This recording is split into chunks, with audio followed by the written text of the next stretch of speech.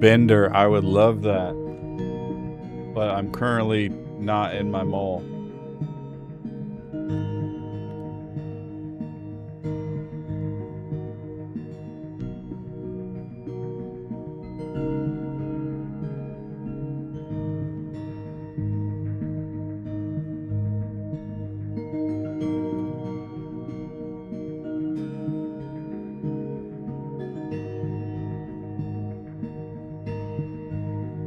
Attack Cat 07's Clipper 07's Toe. Good to see you. 07's my friend. Red Viper, good to see you. 07's. Welcome in, welcome in, welcome in.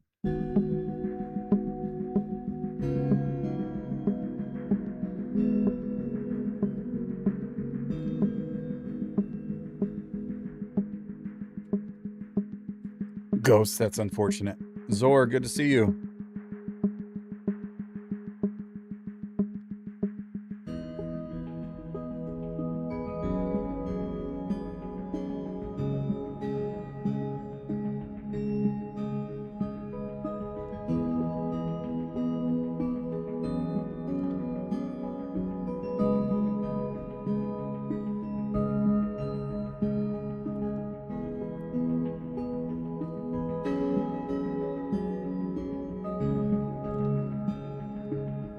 Witch Hunter 07's good to see you.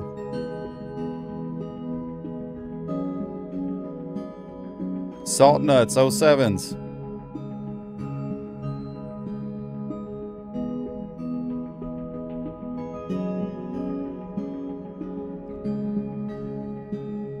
Give me a second. I'm trying to figure out why YouTube's not showing up on my multi-chat.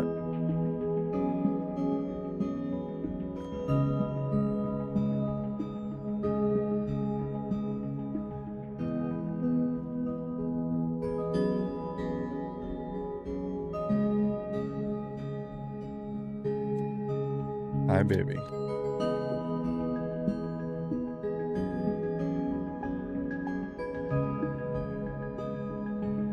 Jay Brewski, what's up, brother? Tapping it.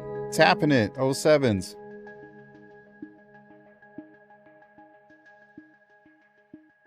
That didn't work either. What the hell?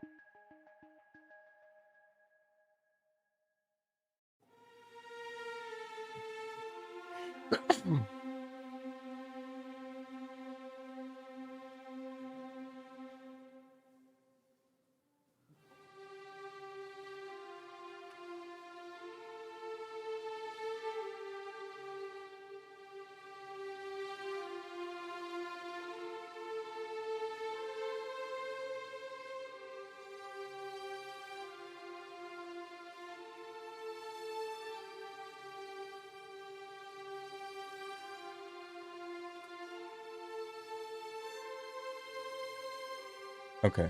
Well, we'll figure it out later.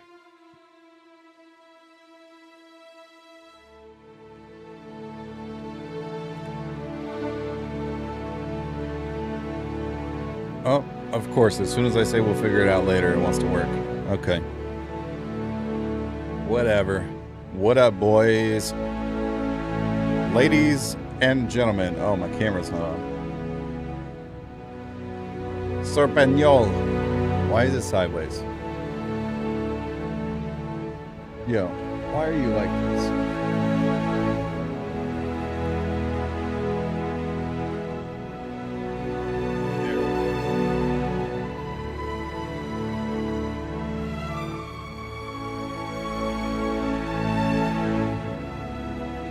Too much.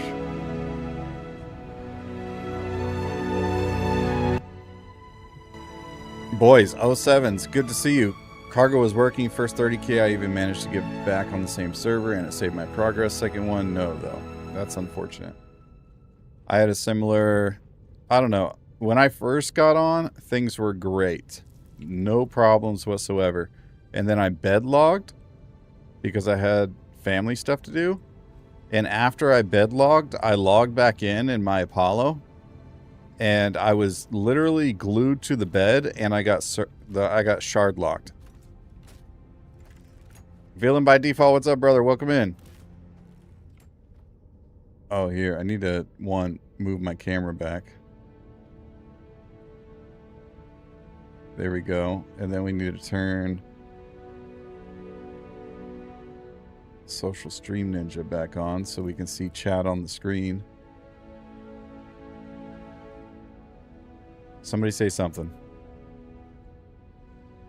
Let me know you're alive.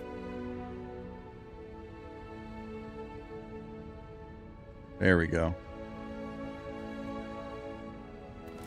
And see, that's why I had to turn it off yesterday.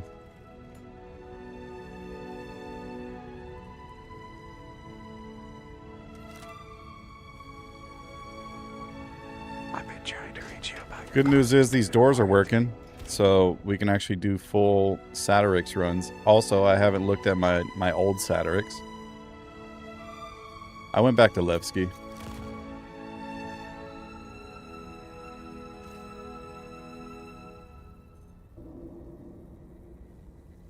I know a bunch of people went to Orison. Bunch of people went to Orison so they could experience Siege of Orison before the bugs hit.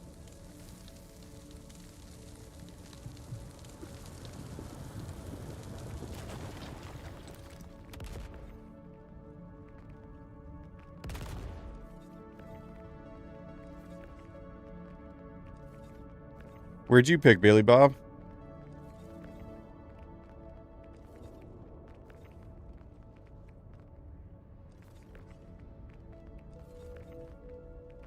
Anyways, I'm trying to do my battaglia missions and they're just... I did the first one and the second one's just not spawning. I got it to spawn earlier, but right as I got it, I had to leave.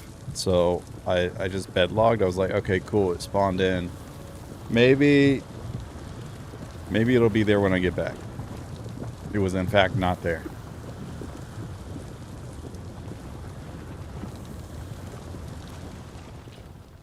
"30-minute hangar queues at Orison?" Yeah, no thanks.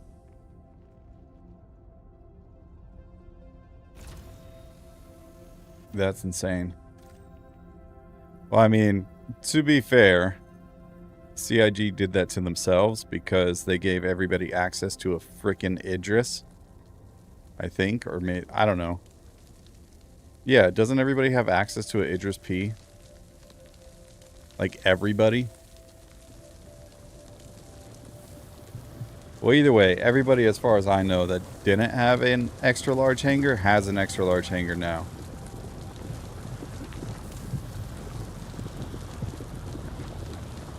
Like, I'm talking people with small hangars have extra large. Oh, the Reclaimer, that's right. The Reclaimer. Yeah. So everybody has the Reclaimer now for the next 30 days. And so everybody, literally everybody, has an XL hangar. Everybody. Yeah, I was wrong. It's the Reclaimer. Everybody should have the Reclaimer.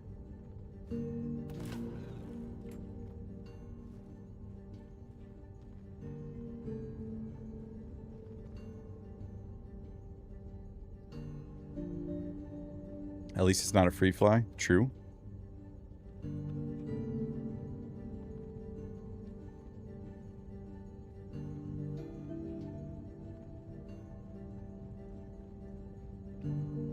So anyways, I'm just waiting for my Battaglia mission to spawn. It took 4 hours for it to spawn last time. What up, GP? Yeah, I wish I could choose a smaller hangar too. Like, let me choose what hangar size I want. And then if I want a bigger ship, just give me a temporary hangar. I would much rather have a medium hangar than like a medium persistent hangar than an extra large, personally.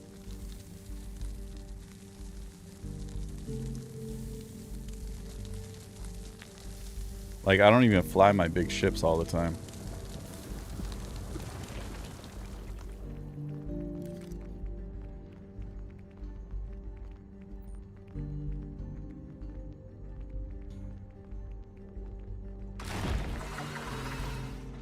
How did that miss?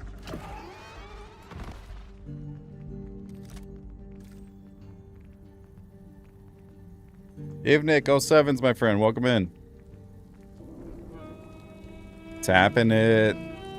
Welcome to the Twitch side of things, my friend. Thanks for the follow.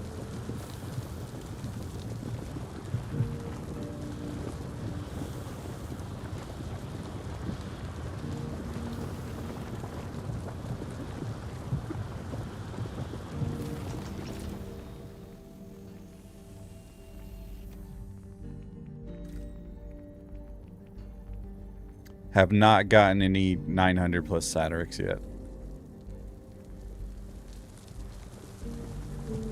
Yeah, it's only your home hangar. So like if you have all your stuff at Orison and then just like relocate to Crew L1 or something, you'll be fine.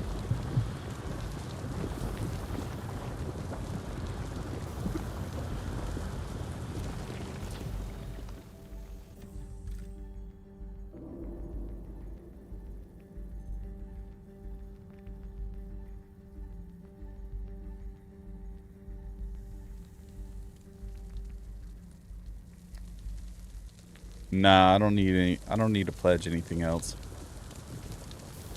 I got everything I need. What up, Ice?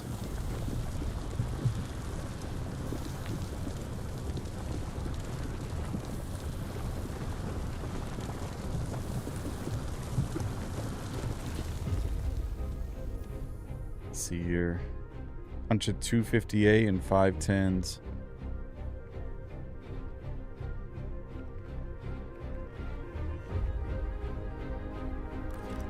Both love and hate the minigun kit. What, the super heavy armor with the little minigun?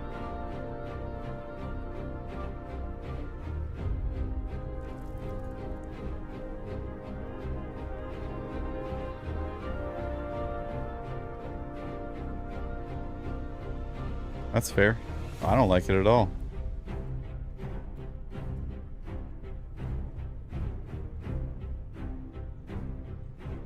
What I will say about it is it's balanced, and I like that. Well, actually, I can't even say that because as it stands, like, I feel like it takes too much damage too easily.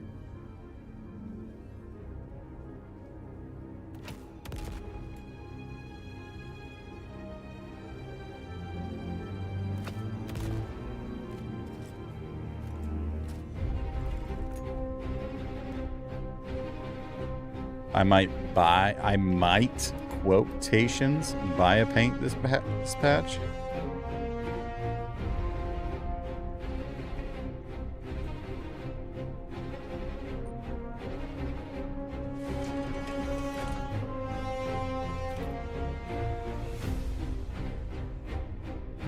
I was thinking about that too.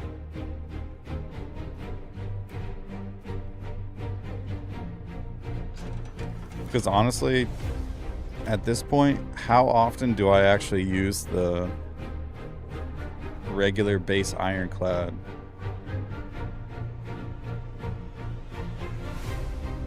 For cargo hauling. I used it for a while, but there's not like...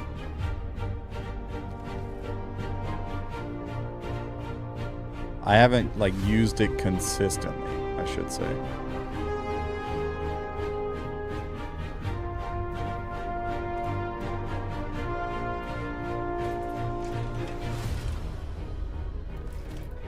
How did that... Oh, that's how. Desync. Okay, good.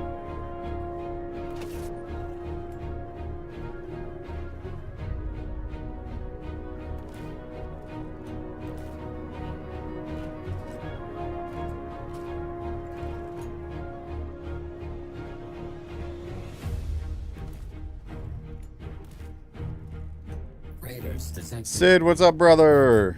Enjoy your stay. Welcome in, Mr. Bloodline, and welcome in, Raiders.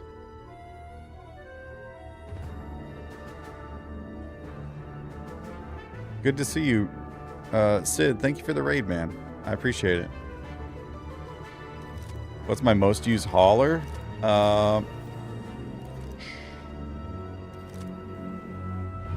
Recently, it's probably been the Raylan.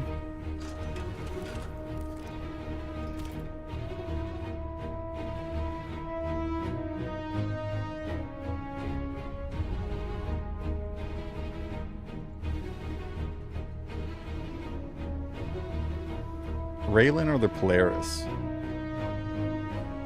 No, recently, like within the past 2 weeks, it's definitely been the Polaris, but like overall, over the past like month and a half since the Raylan came out, it's definitely been the Raylan. For sure. Where is...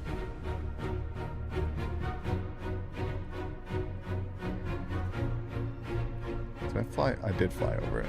Okay.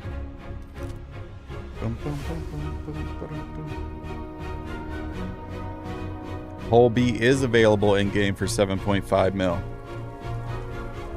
Yeah, Polaris is the best cargo hauler in the game. I don't know if you knew that.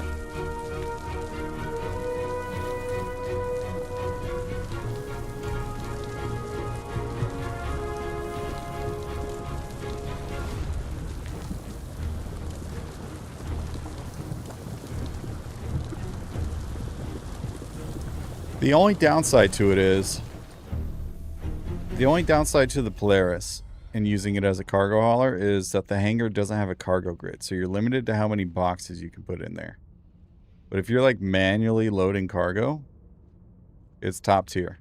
Where is this other rock at? Somewhere. There it is.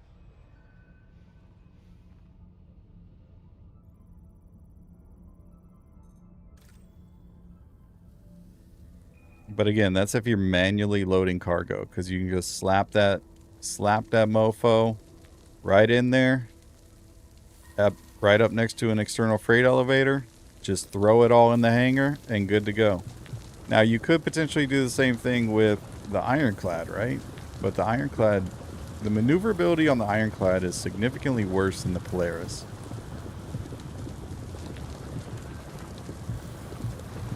It's a whole lot easier to get into the Polaris than it is the Ironclad hangar on both of them. Like, if you're just talking about the hangar, it's way easier to get into the Ironclad or the Polaris's hangar and close the hangar than it is the Ironclad.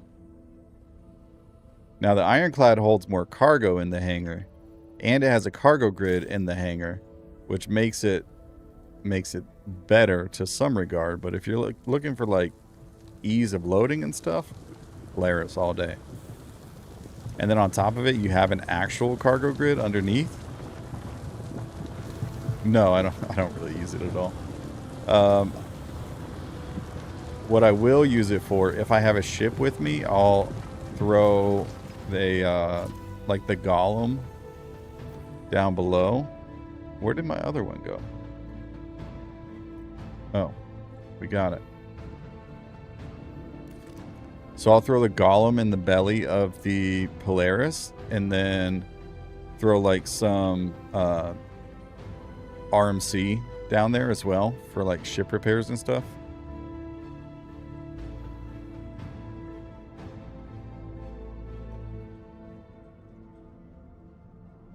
Operationally, I think the Ironclad Assault would be much better than that. I just prefer... I prefer the Polaris over the Ironclad because the Polaris itself maneuvers better. It also has a med bed, so there's that.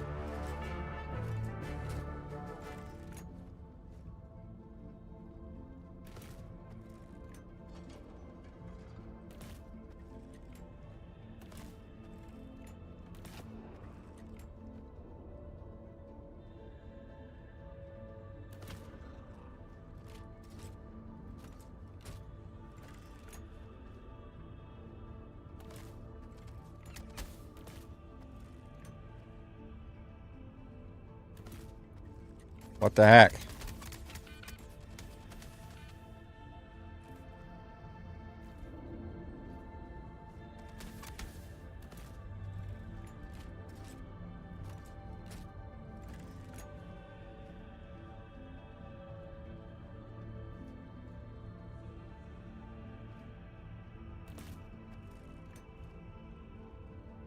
Anyone ever figure out what all those Merrick gems are for? I mean, you can turn them into Wicklow.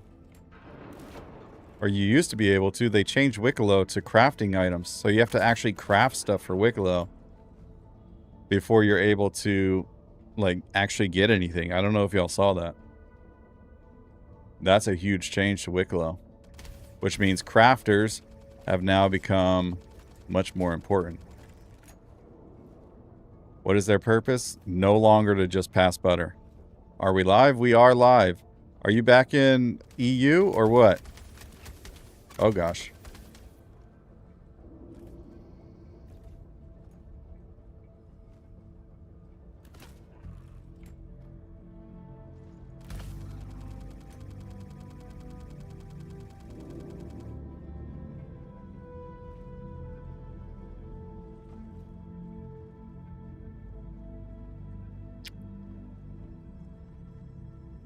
I don't know, Fishhead.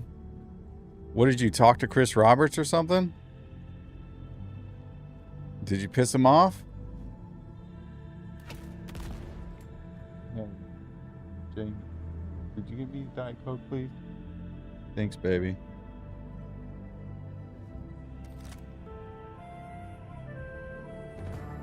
Still in Montreal.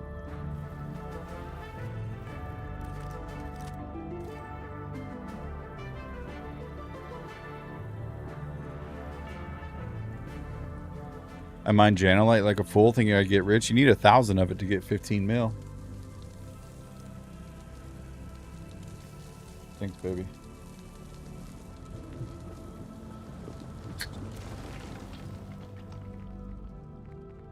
Nine Ball, what's up, brother?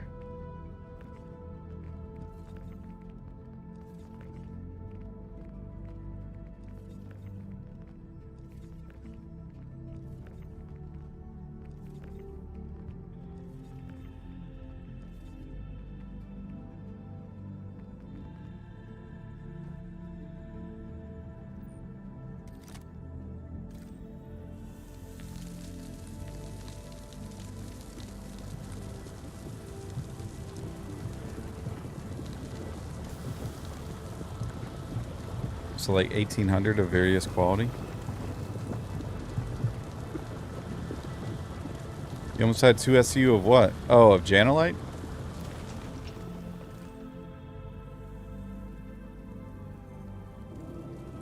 I mean, 1,000 equals a 1 SCU. It's not bad, man. That would have been 30 mil right there.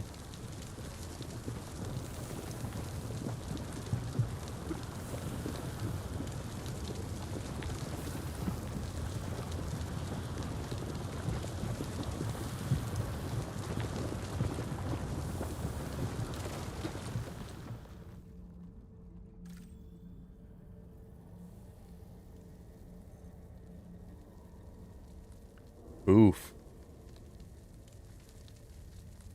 That sucks.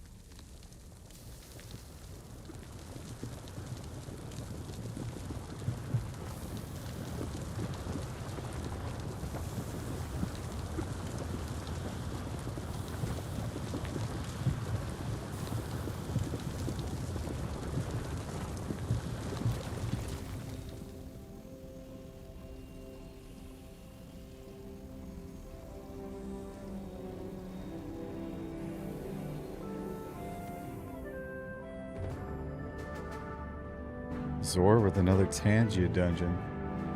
Holy cow, the frickin' Satyrix in this frickin' dungeon. Terrible. Battaglia still ain't giving me a frickin' mission. I might just go to Pyro and mine.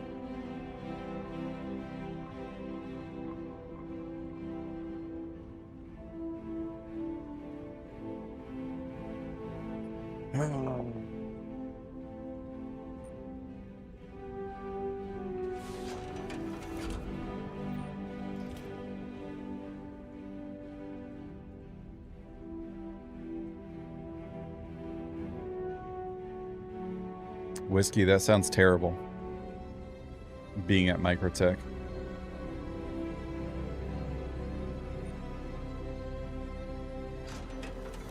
Don't worry. You'll be at Area 18 this time, and then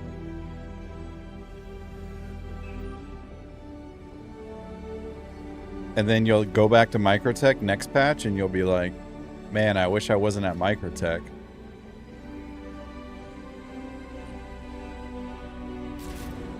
Caffreon, so there are some missions, like she still has repeatable missions that you can do just anywhere, right? With the 3 story missions that were implemented, you have to accept all 3 of them from the Moby Glass. You can't just walk up to her and get them. So they have to spawn in your Moby Glass. Then after you accept them, that's when she wants you to go and talk to her at Levski. Or at some point she'll have you go talk to her at Levski. Is the Erebos still for sale? It should be. I believe it's sold at Arkel 1.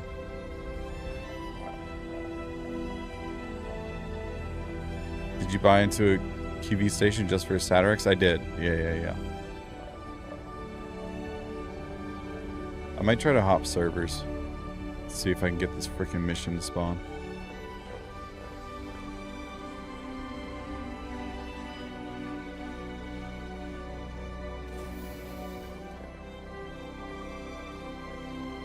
I mean, that's why I'm here. Mining in Battaglia. But thing is, I can find copper. I can find copper in... Or excuse me, I can find iron in Nyx. I can't find copper. At least I don't think.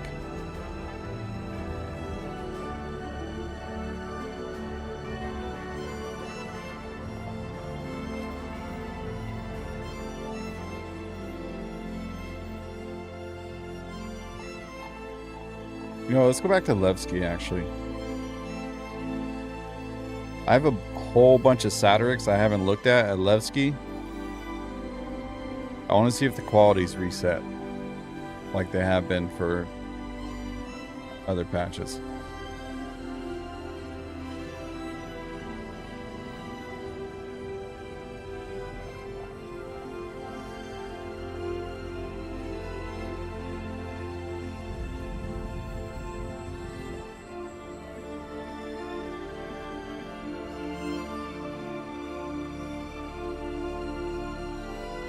They should have... Yeah, Dash, I hear you. We were just talking about that, actually. But I think they should have...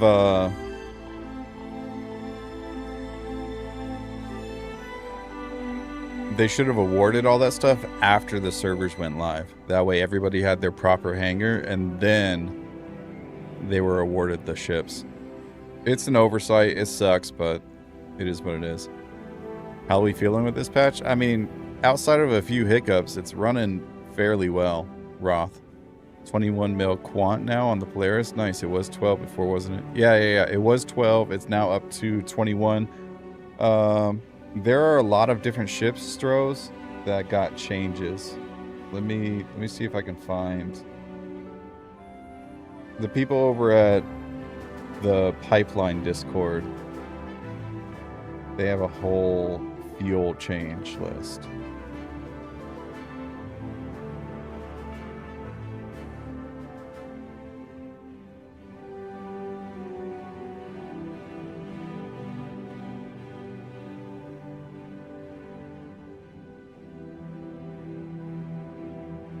Let me see if I can find it here. Spreadsheet.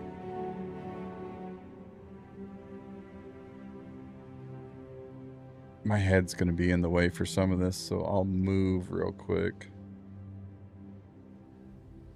And it's going to be super tiny, so I apologize, but I'll zoom in a little bit. There were some ships that got a huge, like, nerf. So, for instance, the Eclipse got a minus 50%. The Avenger... the Avenger series got a minus 45%.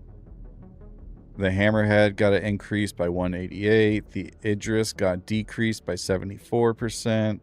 Reclaimer was increased. Redeemer was increased. Retaliator increased.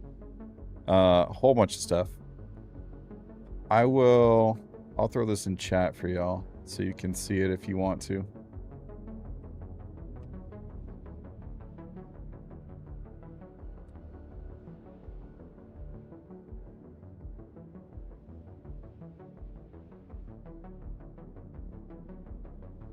Yeah, Dash has an app for that as well.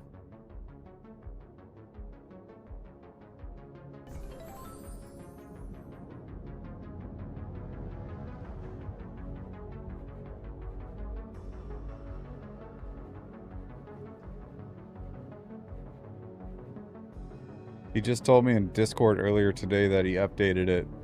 I mean, he updated it prior, but he updated it today as well.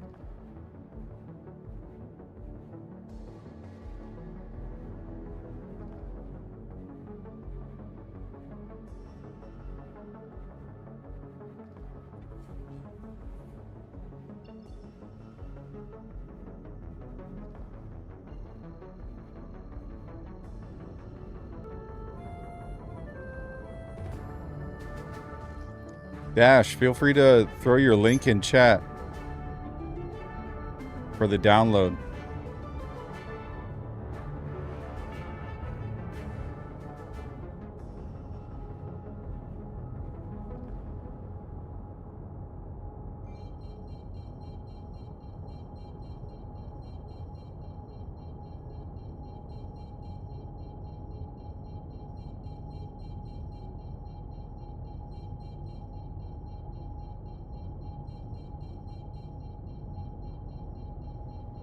But I think the biggest increase was on the yeah, that's the fuel changes and like quantum drive efficiencies. I think the biggest change was the raft. It got like a 300% increase in quantum capacity.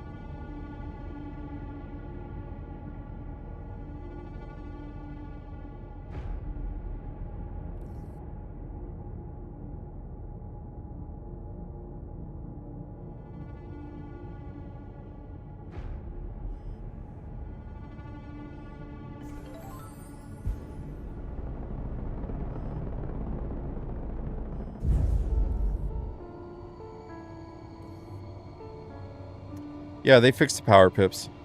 That was one of the first things they did with the 410 patch.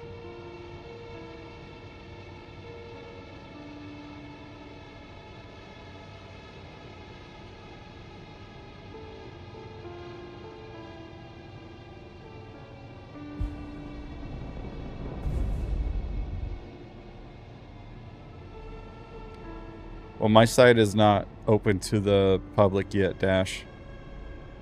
But I mean, you could throw it in the Discord too.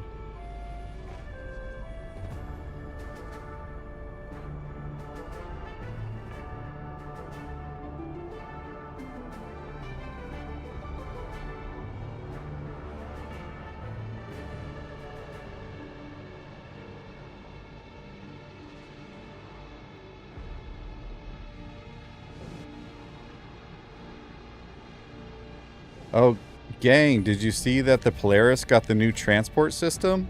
I don't know if y'all heard about that. But the elevator's super fast now. I'm in love with it.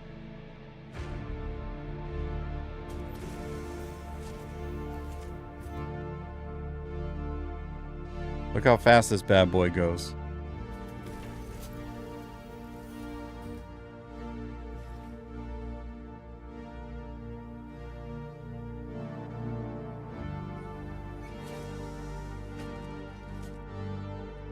I know it's like watching paint dry. I know. But like, look how fast we go up. We're flying.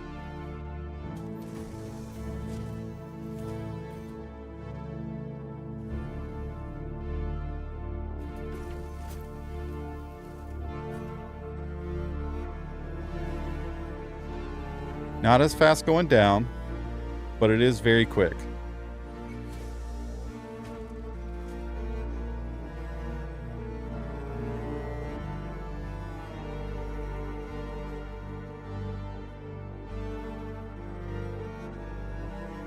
Did I get my battaglia mission yet? Nope.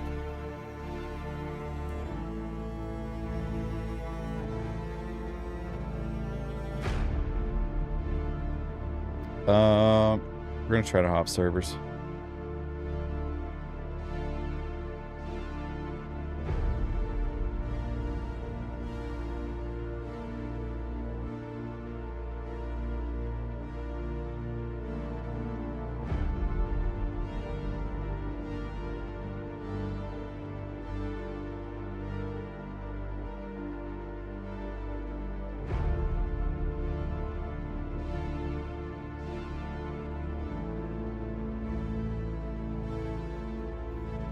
Let's see here.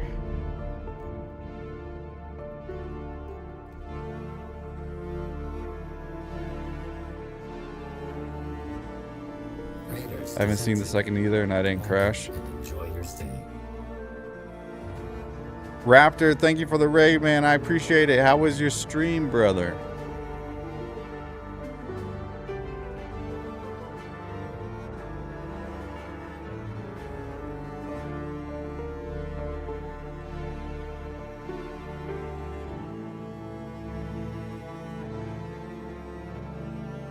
Well, I didn't crash. I just...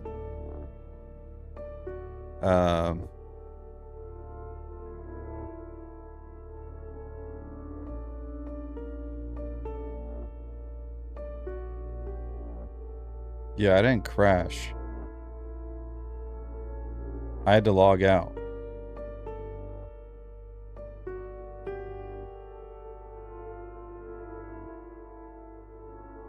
Skinnerd, what's up, man? Welcome in.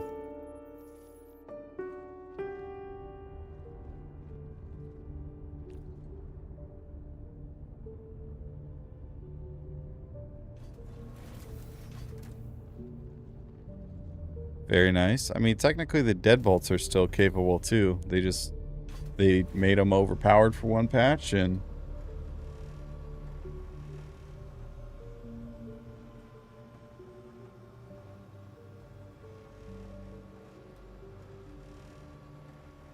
that was in response to the comment above mine.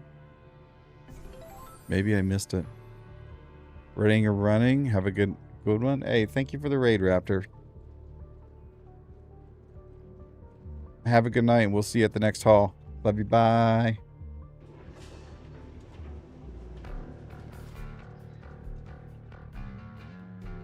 Is there any locations that aren't good this patch to select a home as home? I would say Orison, just because a bunch of people are going to be at Orison farming. Siege of Orison.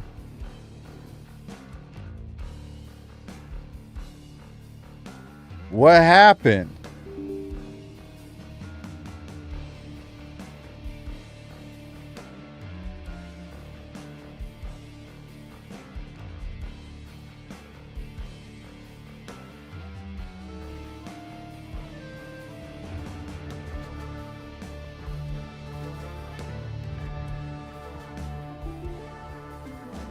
At least it shut down right away. That's a bonus. Thomas J. Dean, thanks for the follow. Pandas, thanks for the follow. I don't know if y'all are actually watching on YouTube, but it's a weird thing about subscribers on YouTube is like they could subscribe to one of my videos or they could subscribe while they're watching, and I have no idea which one is which.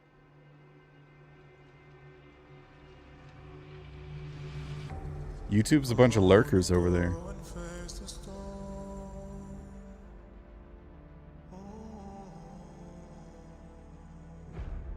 And yeah, the ASD music does go hard.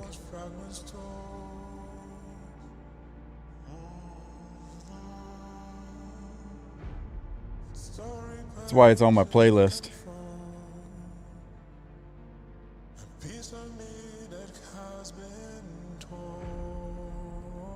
Although I do need to find the Bloom music and add it to this playlist. Oh wait, you know what? I saw earlier today that, what's his name?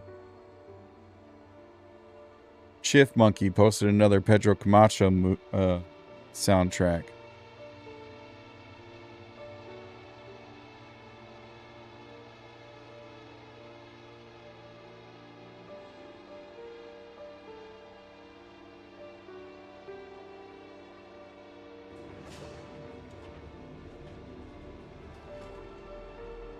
Videos. Oh, here we are.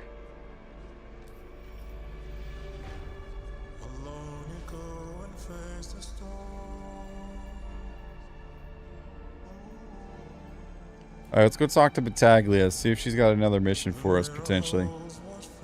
Trinette. What's up, Trin? How are you? Welcome in. Siege of Orson has a bunch of new music as well. Yeah. Brandon 07's good to see you. Black Norton, delayed lurk. Fair. Look, it's okay to be a lurker. Don't take that offensively.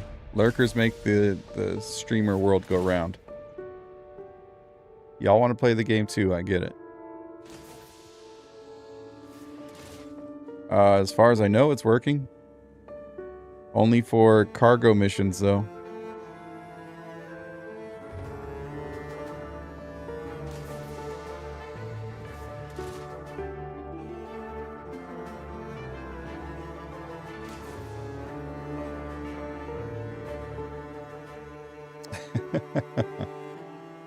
Yeah, it's fake. Fake news.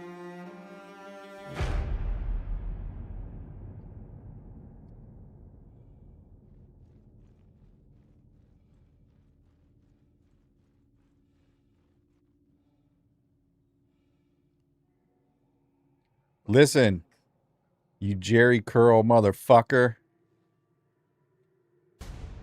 I want my mission.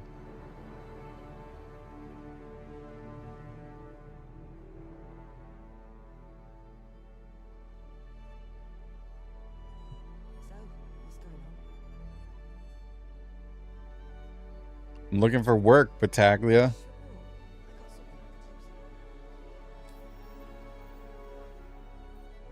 It's not here. What am I supposed to do with this?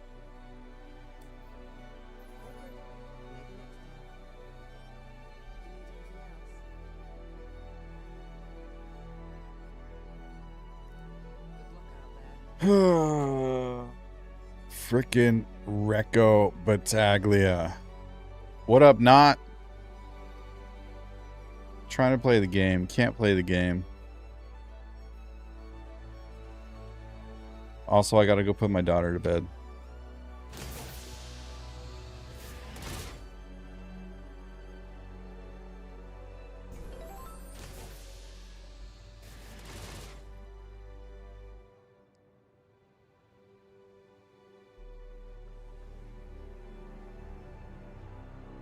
Yeah, that was happening to me earlier, too.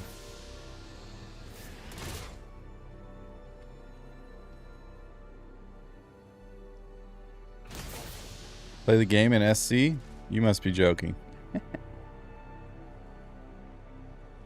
Your mission picked up when you went to Service Station Alpha?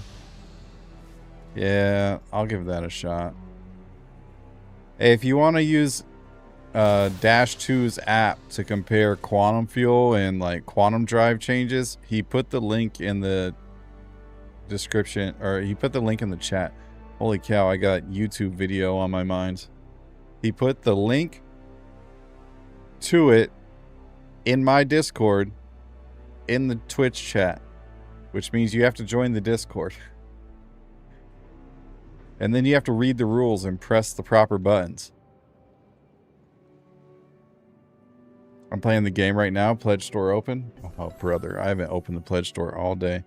We're going to ride the elevator, see if we can crash again. And then I'll be right back, chat. I got to go put the little one to bed. So. BRB.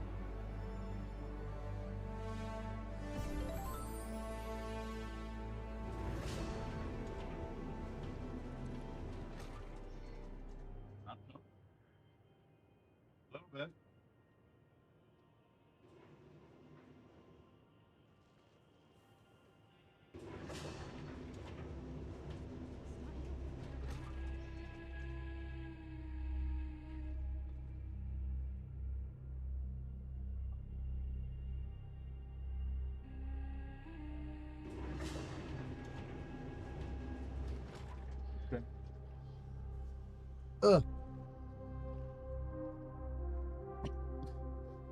MTC is getting an ass whooping over the Ironclad. Are you surprised by that at all?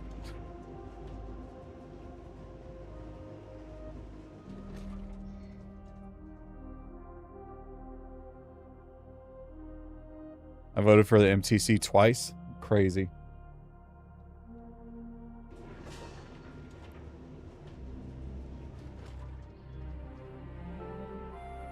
Somebody from Bop Street.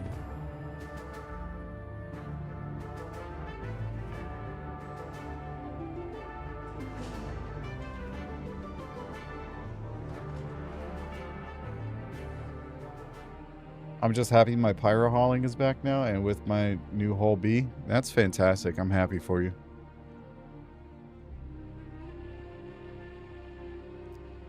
I voted for every loser because it's about sending a message. Oh yeah? Well, who are you voting for when it comes to... Who's it going to be next week? It's going to be... We're in the top 8, so it's going to be the Ironclad versus the Perseus. Ironclad Assault versus Perseus. Who are you voting for? Why does it look like my engine's touching the ground? You know what? Because it is, huh?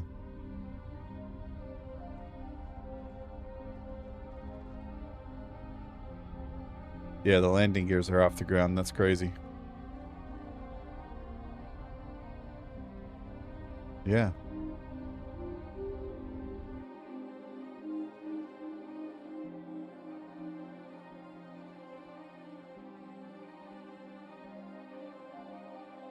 I picked Levski for a reason. Majority of my time is probably going to be spent in Nyx or Pyro, one of the two. The meme vote is always the best vote.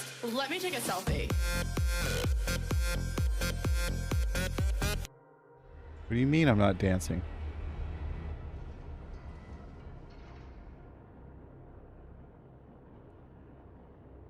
What happens with the ship that wins? It goes into the scrapyard.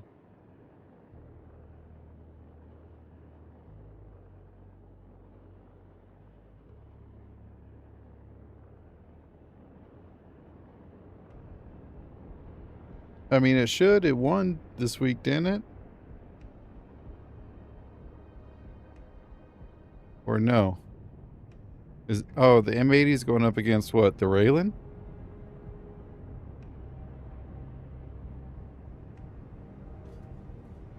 Reclaimer. Oh. Yeah. M80's beating the Reclaimer for sure.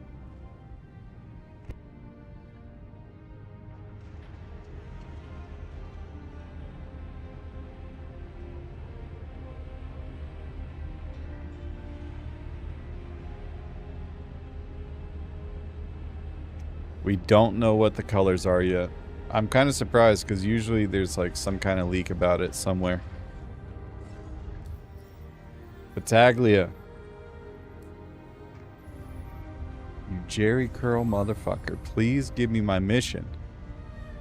I want my mission. Ravenheart Dragonsbane. Thanks for the follow. Welcome in.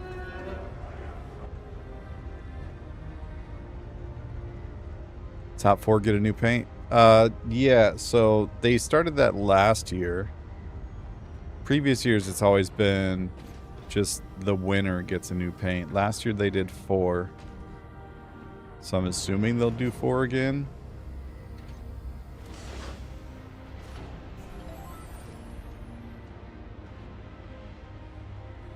Alright, we're going to try and see if we go out to People's Service Station Alpha, if it'll give me my mission.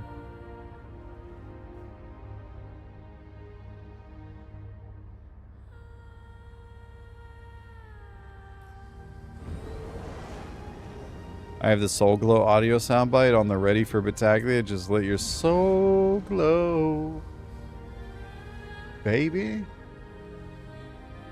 What movie was that? Was that Coming to America? Eddie Murphy?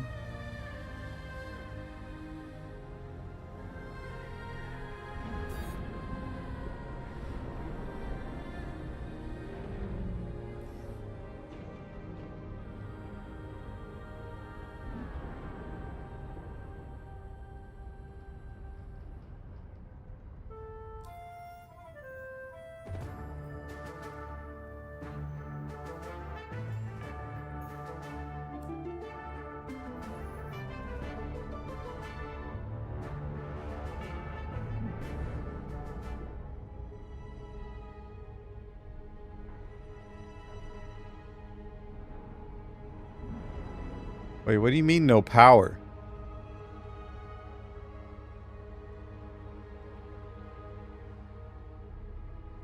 What do you mean no power?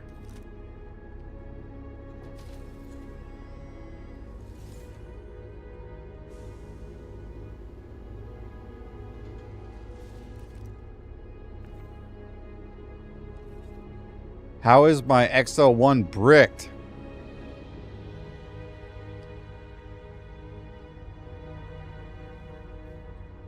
I hate it here.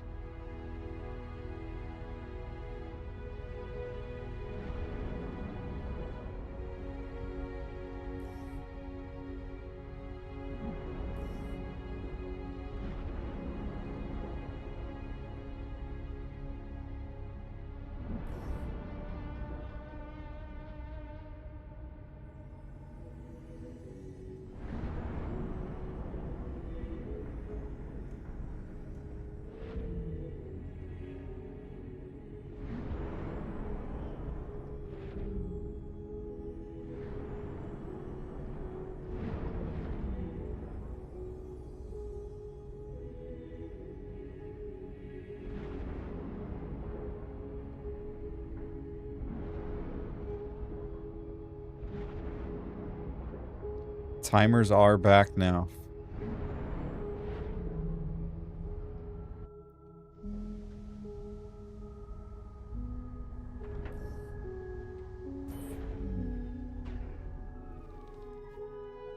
Timers are in fact back now.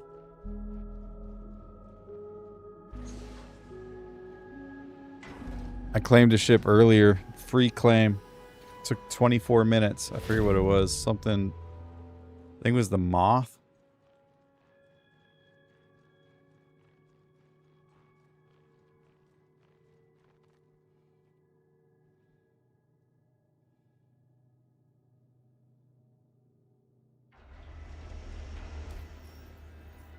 It was something. I don't remember. It's probably the Moth. Crazy that my mole XO1 is bricked. Crazy.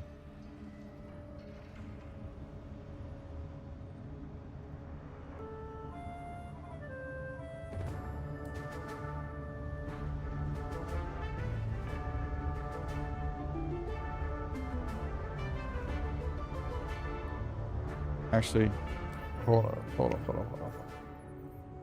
Do we have another XO1 in here?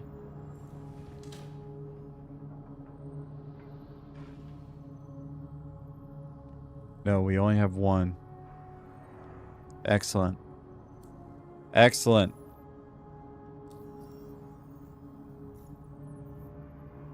All right. Disconnect. Disconnect. Wait, I have another ship. Oh, you know what? It's probably the Apollo. Probably my Apollo. It has an XL1 in it. It's equipped, right? We want a tier 1 module here.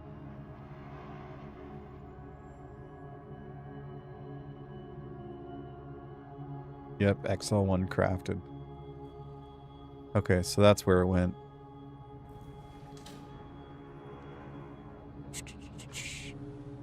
Throw this XL1 in the trash along with this bricked freaking thing. And then we're gonna scrap the Moth.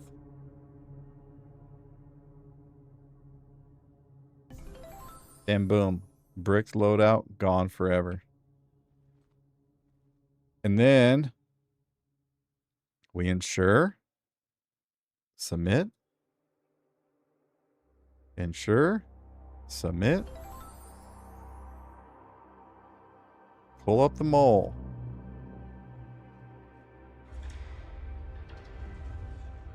Yes, yes, yes. I saw your message earlier about it, Dash. I hear you, brother. I hear you.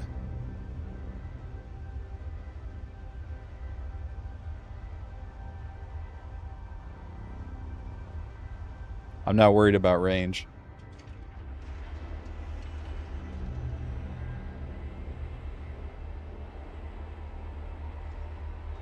Sunfire is great, but you can't craft it, I don't think.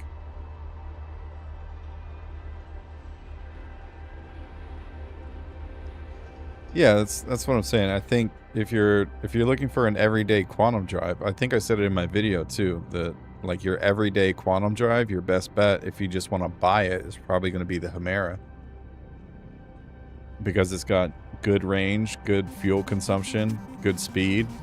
In fact, and actually I think it has the best speed for size 2. The only thing that's going to beat it is a crafted Hurricane.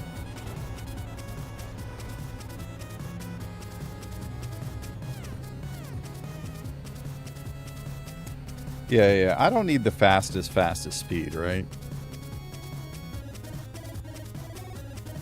I know, I joined it.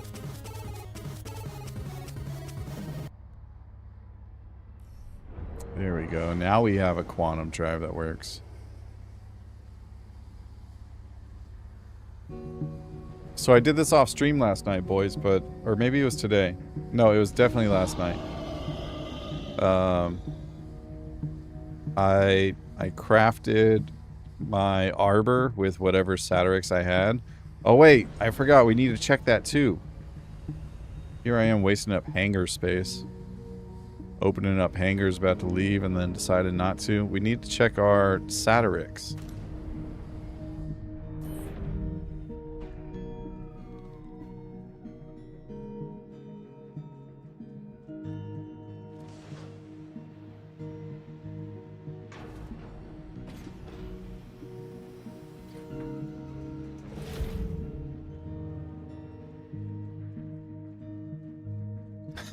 That'd be a funny button ad.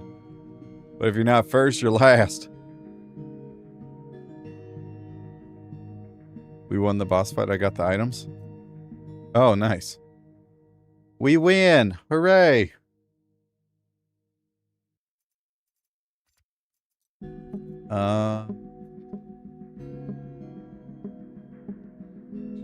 What was I doing? Oh, that's right. Satyrix. We need... Before we put that in there. Satyrix.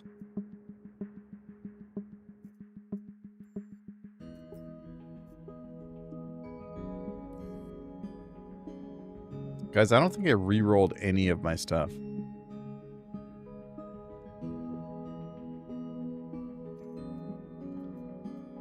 Oh wait, actually it did. Because I didn't have any 865 left yesterday, and I have some today. But I have significantly more 258 than I did yesterday.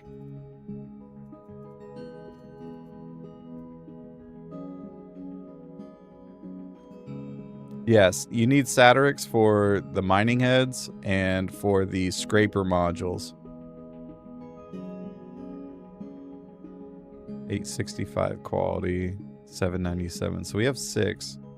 We could craft an 865 scraper module.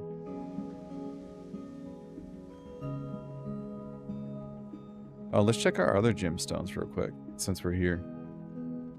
Did we roll any 1000s?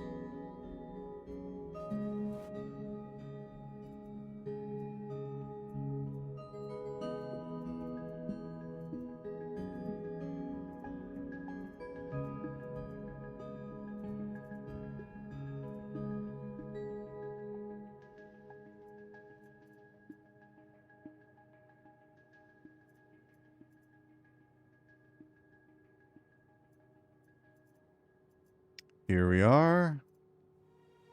We have some 732 Janelite, 632 Janelite, 916 Hadanite, 916 Aphorite. Oh, but my Fane Maline. 716 Clacosite, 916, 881. This all looks pretty normal. Hey, what is this?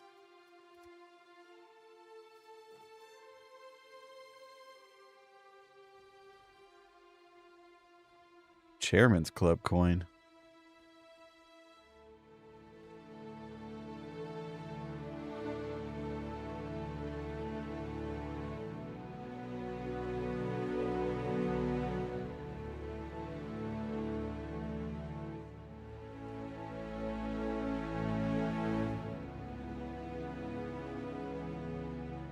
Is this like that suit of armor that they gave us last year? Except we got a coin this year. There's a coin holder as well. You know how many coins I have?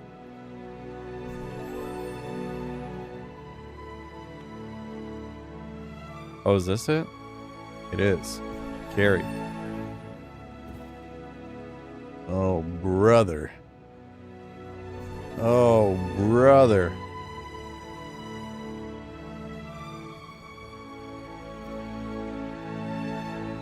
Ah, yes, perfect. Slide on there.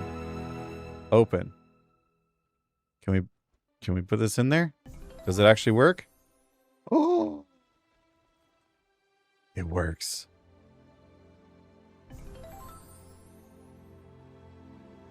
Oh, brother.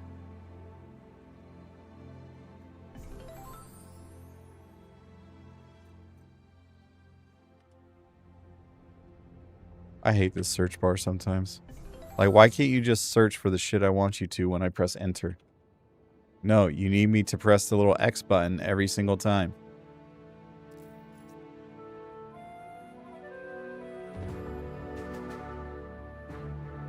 Okay.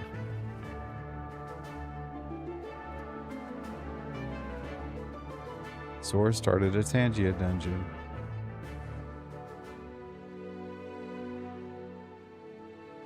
There we go.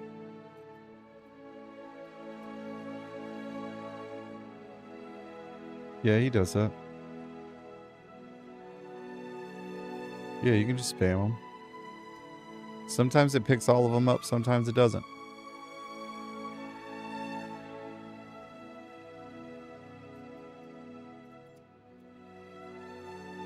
We have a shadow box for all our coins. Amazing.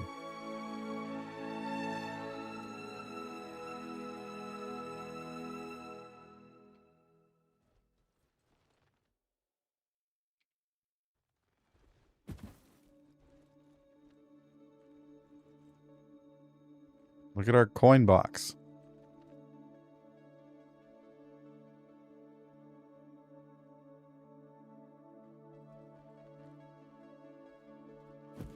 You live there now.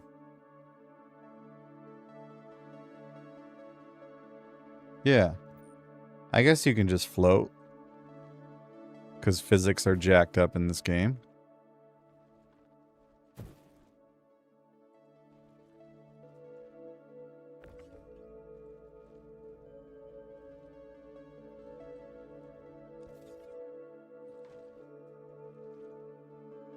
Alright, that works. Oh yeah, we're going to People's Service Station. Before we leave, let me check. Nope, still only 7 missions. What do I need for a hurricane? It's tungsten?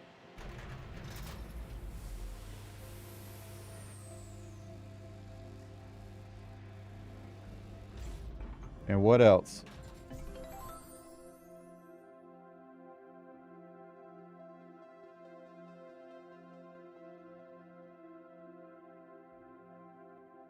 Agricium and barrel. Fuck. The only place I can get barrel is Stanton. There's some parts of Pyro too. What is it? Like surface mining wise, I think the only place I can go is Walla. I think.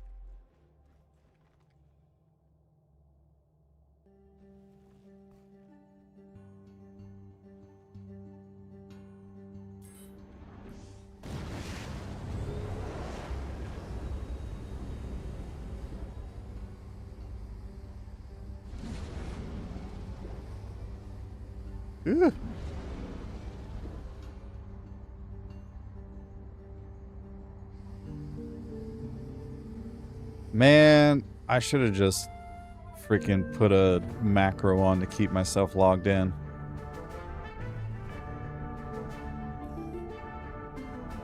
I had the mission earlier. I did the first half of it and was like, you know what? Fuck it. It'll be there later.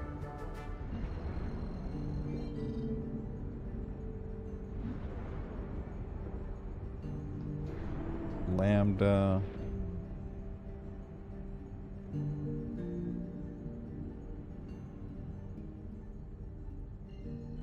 Delta. Ugh, excuse me.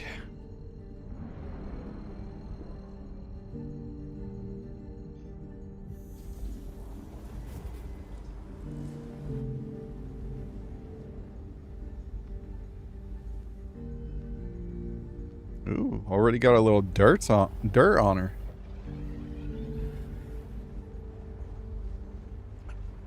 Hey, brother, welcome in. Thank you for the lurk. I appreciate it. I hope you have a good day at work.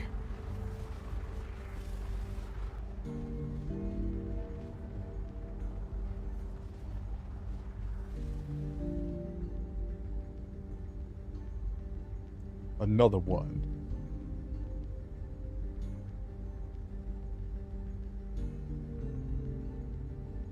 Mm-hmm.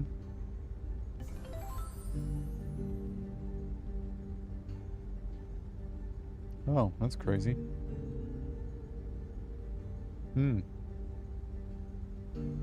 Cool story, babe. I don't care about any of that. Small world.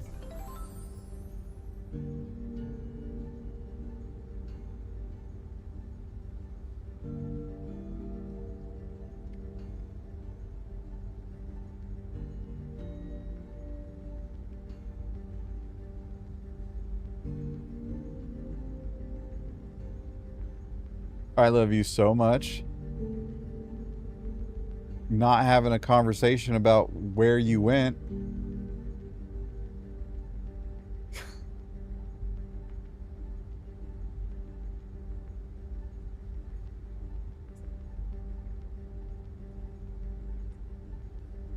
Yes. Yes. That is why I was streaming so much. Boss lady wasn't home. It took me 2 hours just to get from New Babish to Levski because of all the bugs. That's unfortunate.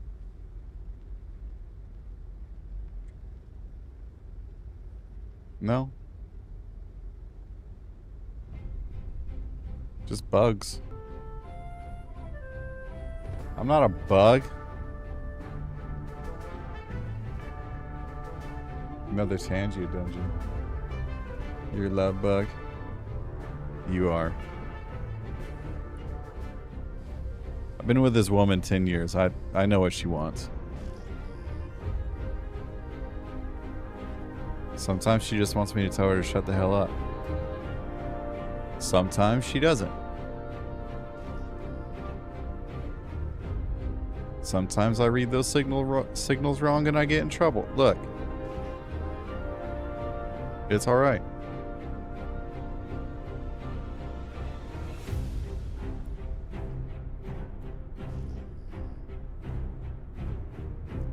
Alright, let's see if we got our mission.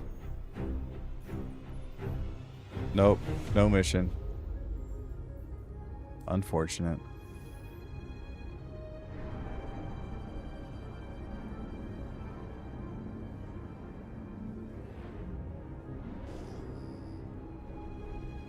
Alright.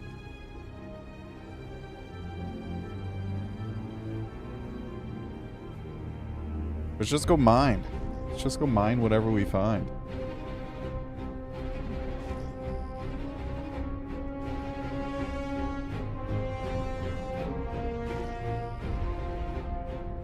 Had Star Citizen for a while, but under 2 hours of playtime.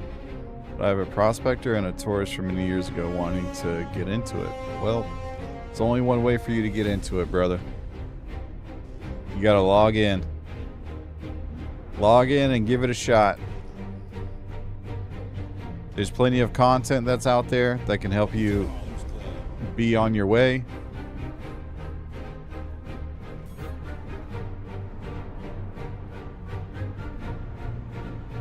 I heard El Guapo just put out a brand new video on the Prospector and his recommended loadouts and stuff.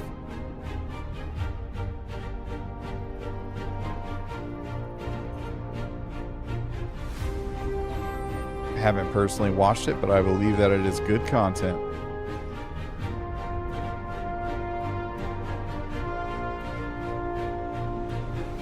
Highly recommend.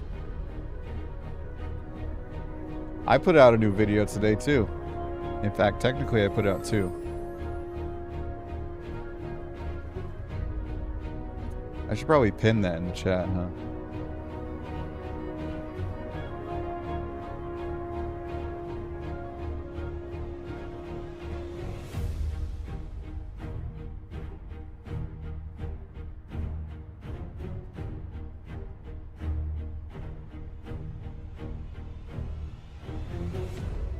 I almost put that in the wrong chat.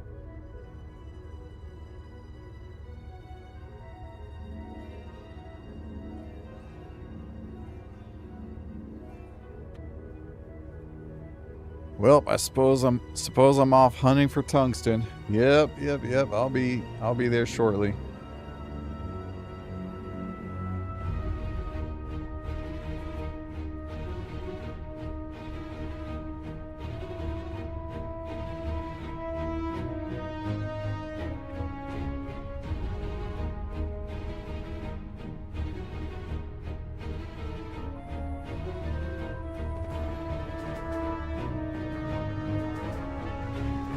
Baller, thank you for the 7 months of Prime, man. I appreciate it.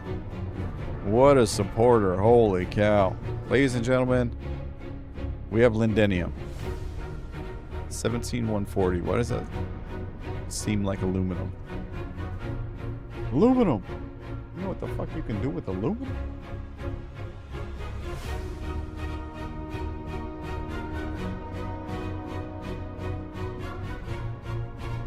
My game crash? No, did not. What was that noise? Oh, over here. Windows update. 17140 is in fact aluminum. Aluminium.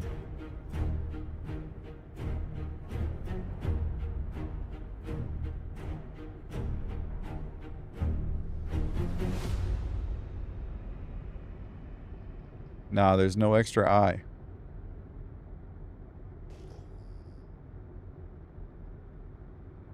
JP, good morning. It must be cooling down. You're sleeping in more often.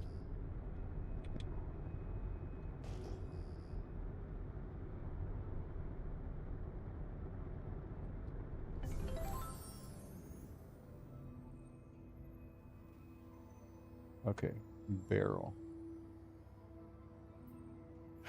We're going to Walla. We're going to Walla. I'm tired of waiting. We'll come back another day. Hopefully it's working.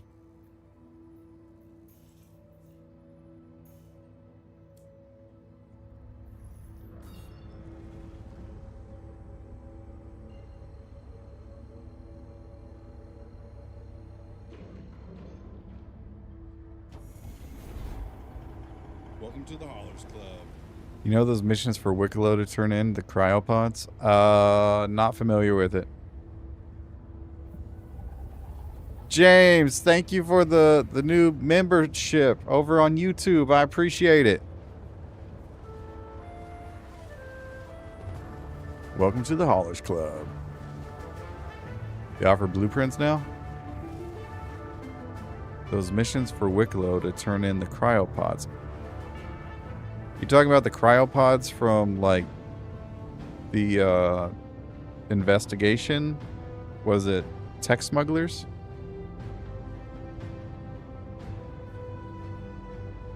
But Wicklow has, his entire thing has changed. Like, everything that you can get there now is all blueprints. Like, you have to craft him something, and he gives you the item in return, or gives you a blueprint for it.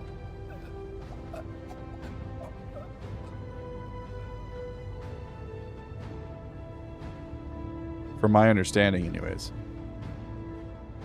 You know what? Before we go mining, we can go take a look at Wicklow. See what's changed there. Because I wouldn't mind if I can craft some stuff and get some Wicklow items. Bet.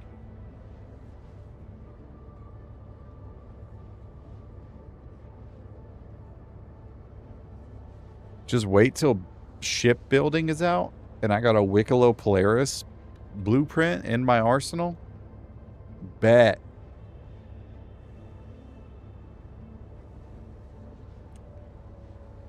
Linus, what up, brother? Welcome in.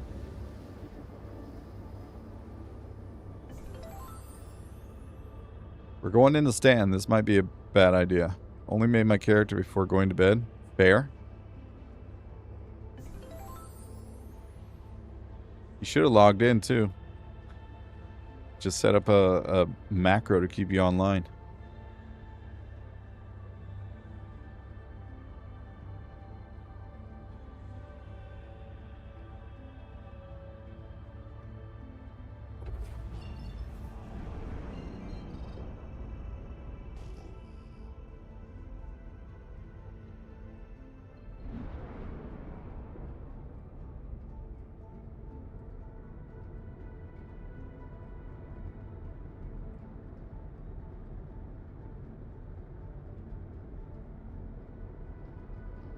Oh no, there's not.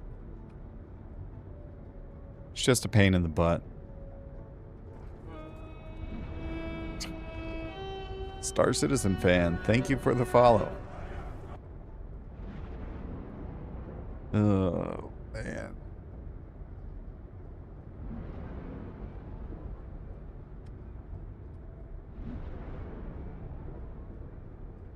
I do feel they're going to hopefully phase out Wicklow before full crafting. Well, here's the thing. I was hoping that Xenothreat would invade and stand enough during that event during 4.8, 4.9 or something like that. And they would actually kill Wicklow, but that didn't happen.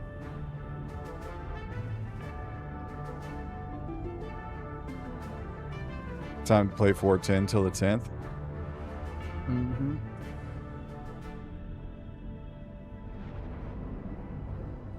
Oof. That is not good. I did do laundry. I put it in there yesterday.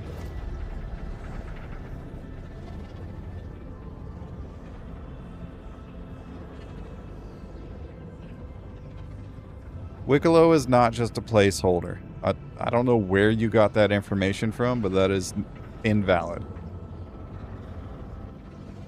Wicklow is a system that they implemented intentionally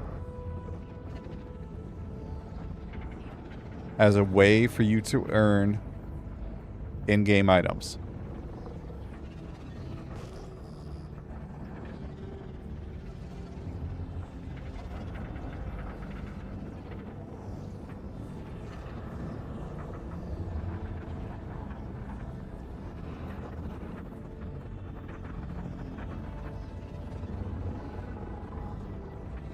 Will they revamp how Wicklow works? Probably. I mean, hell, they just did it now with making everything a blueprint. But they are definitely... Wicklow is not just a placeholder.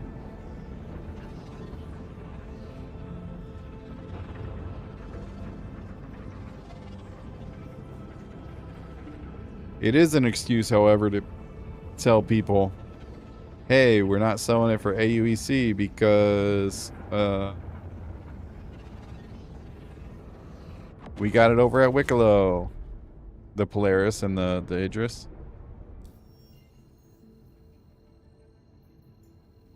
Let's go to Dossie.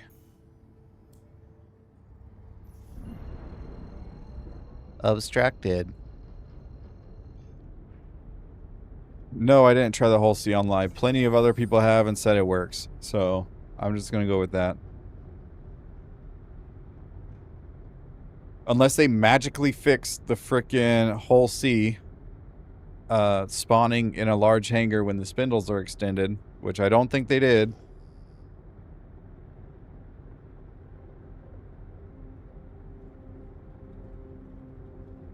I'm fairly certain it works the same way it did in PTU. But other people have been saying their cargo hauling missions have been working, so yeah.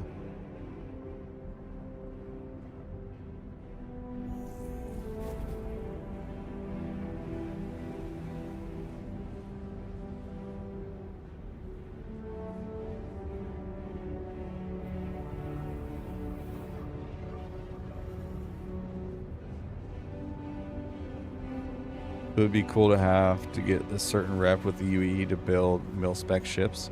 Well, I mean, technically nobody's building mil-spec ships. Even the Idris P is a civilianized ship. There's technically nothing military about the Idris P. Technically the Polaris that we have, there's nothing military about it.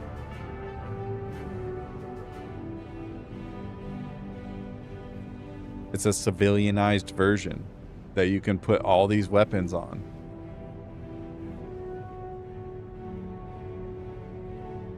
Yeah, exactly.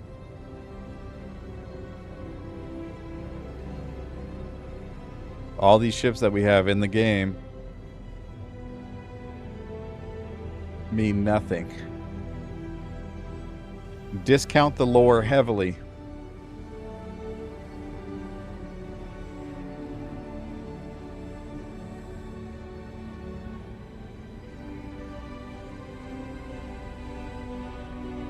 I mean, yeah, it is mil-spec technically, but the Vandal Scythe is also technically cloned by a manufacturer, a human manufacturer. Like, it's not actually made by the Vandal. So that's how they get away with it, because it's made by a civilian manufacturer, civilian human manufacturer.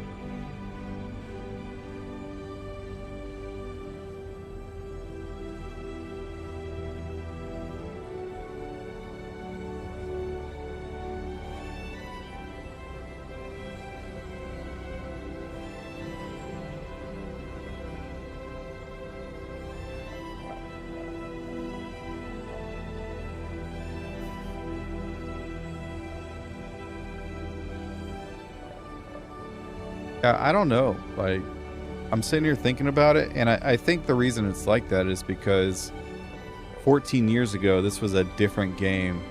This was going to be a different game than what it is now.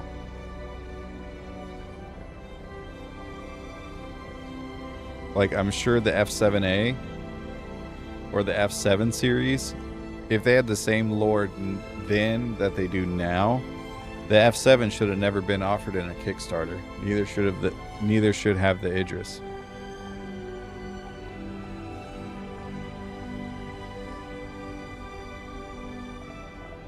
Hell, even the Javelin and the Odin, those never should have been offered because of lore. But we don't care about lore here. We care about money. Money, money, money, money, money.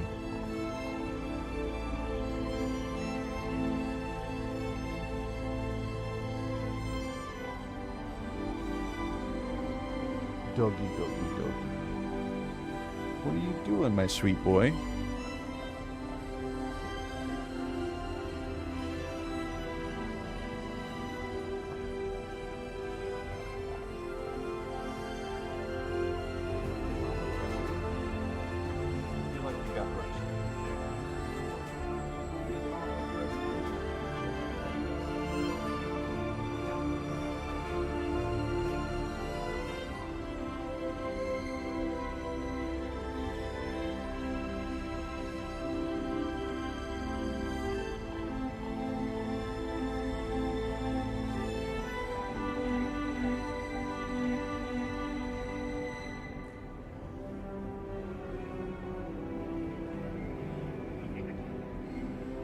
Come here.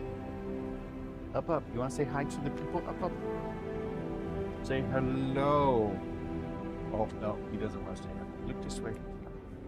Oh. Hello, doggy. Go.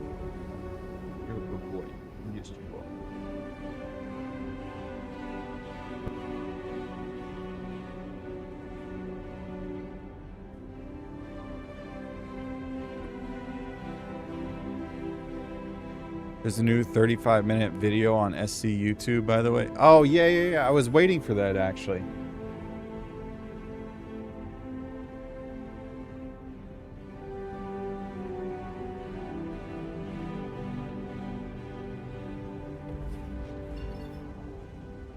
Inside Siege of Orison. It's supposed to be an inside look at...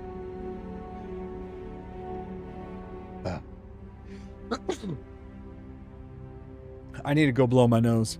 We're gonna watch that, but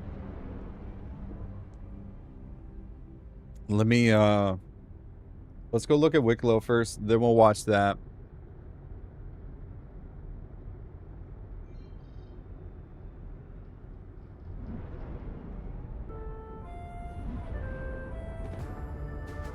I think they're starting to go on like a new campaign for Squadron, is what I think this is. Inside Siege of Orison? Like, really? I have the link, thank you though. But in case anybody else wants it, there you go. JP's got you.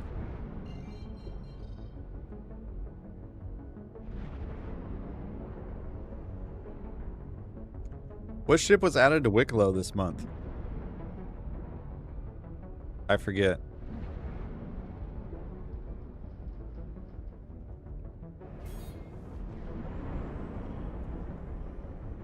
Clipper, Tiburon. Nice. Yo, that was kind of a quick turnaround for the Tiburon.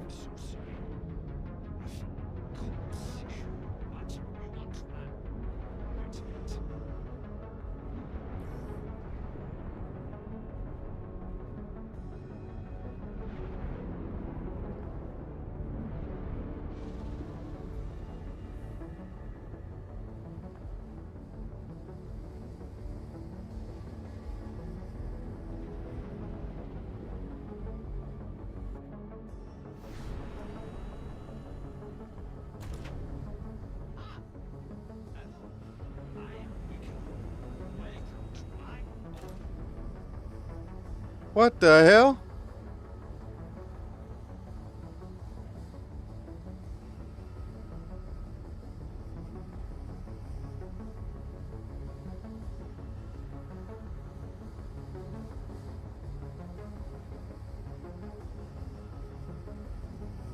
All I did was land.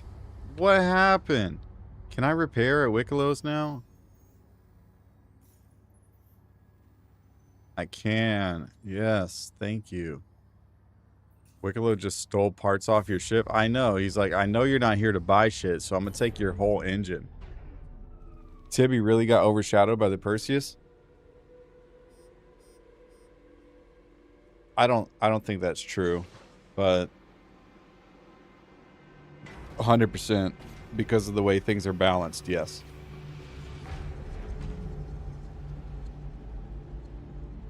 The Tiburon was never going to be good if it were based off the Hammerhead, is the issue.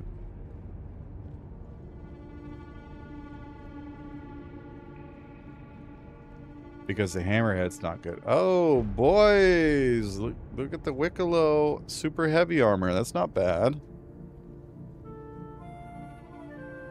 We got Chris Roberts, proof of life.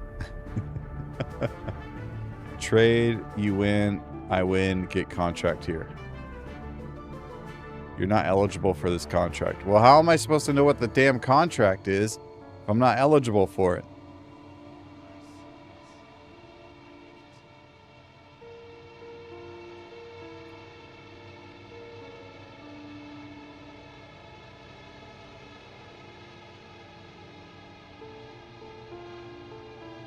Yeah, I know I need rep with them now. I don't have any rep. I don't even think I've done the first mission for Wicklow. Yeah, I've not done a single Wicklow mission. You know, is that spreadsheet up to date? That Wicklow spreadsheet?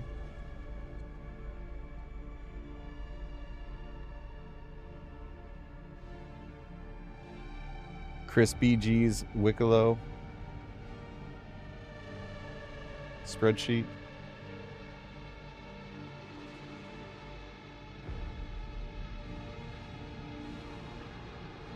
Nope. Last time you updated it was 4.7.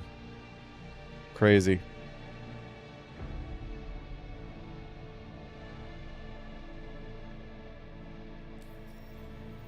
What does he want now? Arrived to system. He wants Vestal water and 3 Copion horn.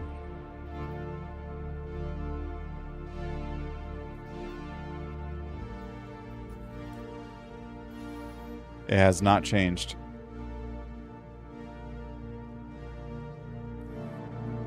The Ichthys.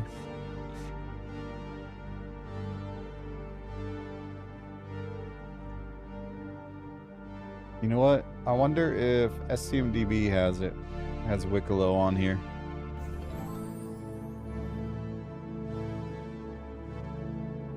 Clear all.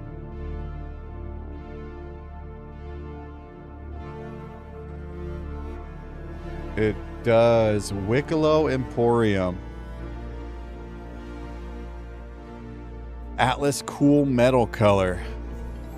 1 Wicklow Favor, a Cure Paranite, and an Argo Atlas. Clipper Fight Now. Metamaterial Test number 152. Oh, I remember this. Didn't you have to like collect something from Curious Weapon? Okay, so some of this hasn't changed. Do Lava Suit. You still have to collect some of this stuff, but there's... So for the Clipper, you need metamaterial test number 152. You craft that. What about for... Tiburon?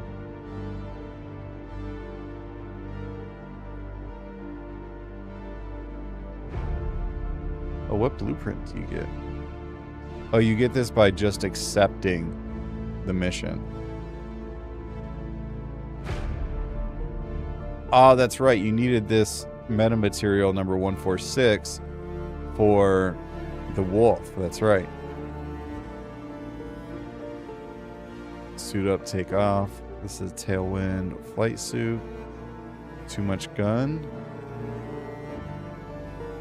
HMG, your best shot. Mini camo. Huh. Maybe there's no blueprint? Tib?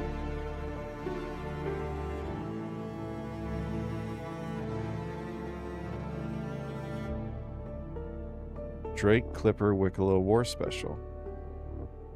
But the Tib's not listed on here? Okay, let's go look for the ship.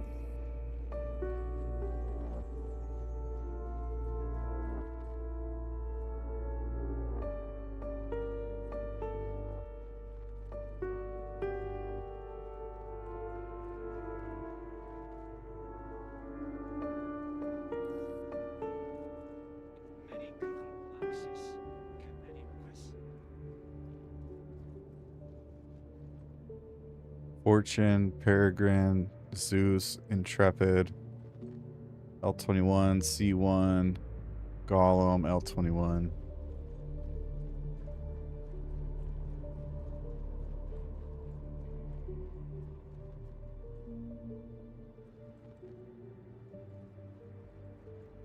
Special Idris for killing. New move, Big Star Lancer, Sneaky Stabber, Polaris, Crusader A2, Anvil F8C, Asgard, Star Lancer, Prowler Utility, Connie Taurus, Hollow Triage.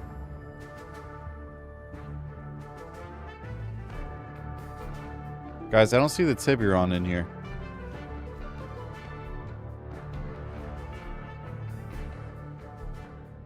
Hey, Mia, good evening.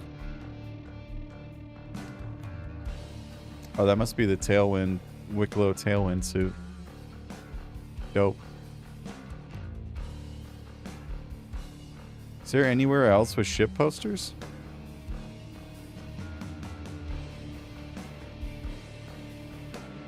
I don't think so, right? They're all up here. Oh, but I don't see the Clipper ship poster anywhere. Oh, wait, it's right here. Clipper. I don't think they added the Tiburon, boys. Just the clipper.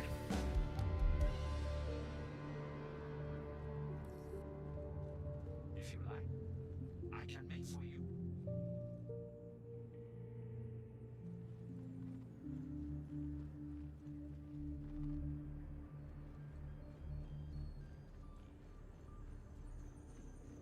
Well, I thought the only place you can get the contract is from Wicklow's now. Like, you have to click on the sign. You have to actually go there to get the mission.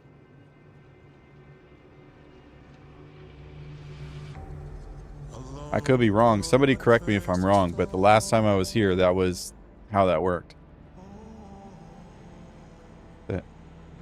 It's my engine, my thruster.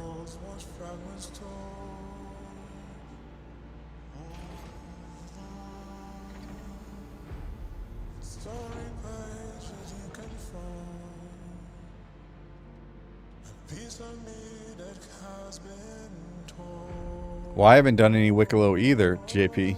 As you can see, I have 0 rep with Wicklow. It was interesting. I wanted to see how it worked. The reputation system and whatnot.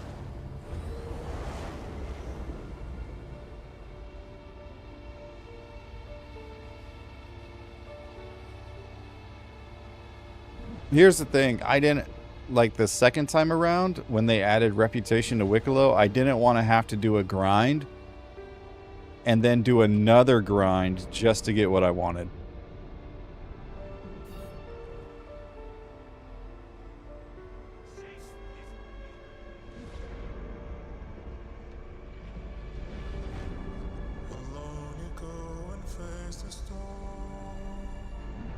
Real 5, we're way off.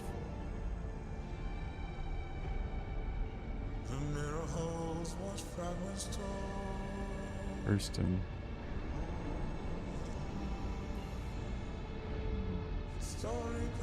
It already sucked as is because I lost my Wicklow players from before because of the wipe. And now you want me to freaking grind my Wicklow rep and then go out and grind all this bullshit just to get my Wicklow players back. Like, I get it. I do. Make the players in the Idris hard to get. Don't get me wrong. Just... I don't like having a barrier behind a barrier. That's what I don't like.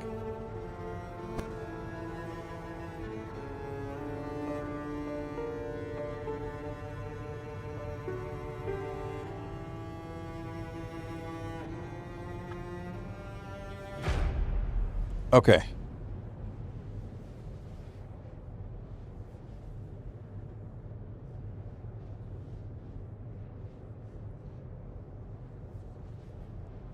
Let's go ahead and take a look at this real quick. Well, it's not real quick. It is, in fact, 35 minutes and 40 seconds.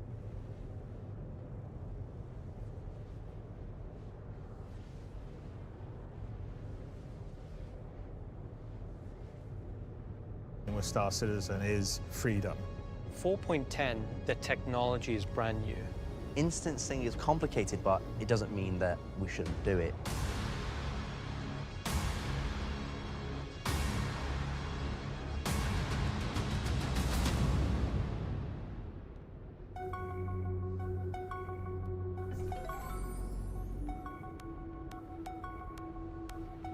What makes Star Citizen a unique experience is the fact that it's vast and it's open, it's a multi-system game. So when we're trying to have instancing come on and be this seamless experience, that is a large technological challenge to undertake. There's a lot of changes we had to do to the engine, which affect how the content is built. But then instancing creates an opportunity to tell stories and make content for a certain aspect of Star Citizen. Instancing is the first use case of us dynamically loading up servers for the simulation, and that's the first step to the fully dynamic server meshing, where that's the goal that we're moving towards. In terms of how 4.10 compares to other releases, the learning and the understanding of how that technology will work within our universe has been the challenge. Important note here.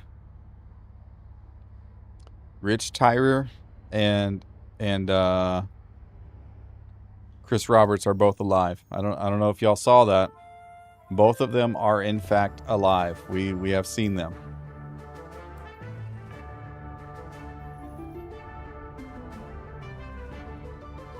None of them smiled as they work.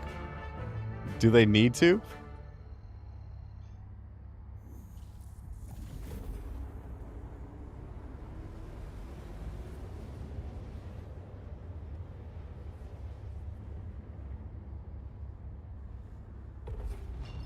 Okay, give me a moment. I'm gonna bed log. I smile when I have fun. That's true. That's true.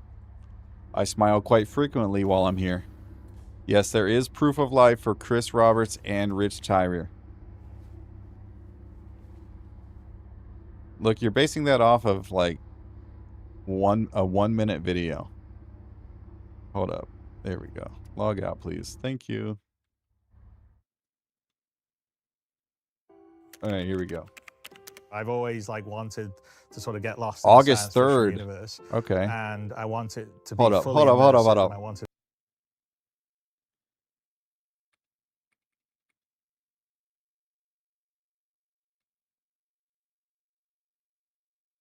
Y'all see these elevators?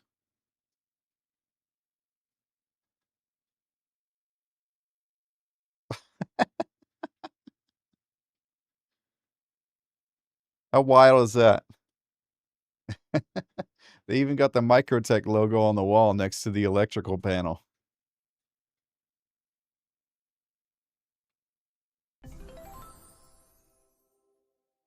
to be fully immersive, and I wanted it to always be my point of view. So basically what we're building with Star Citizen is my kind of dream sandbox freeform game. You know, there's still obviously quite a few things to be finished off, but it's complicated, especially because we're building this huge sort of kind of connected world that has many, not just multiple servers to handle the simulation, but it also has multiple services to handle various things, like whether it's your wallet or missions.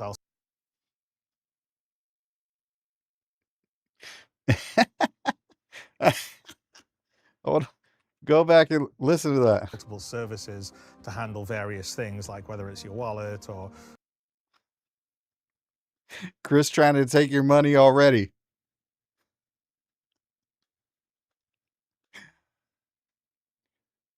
He wants a server to handle your wallet.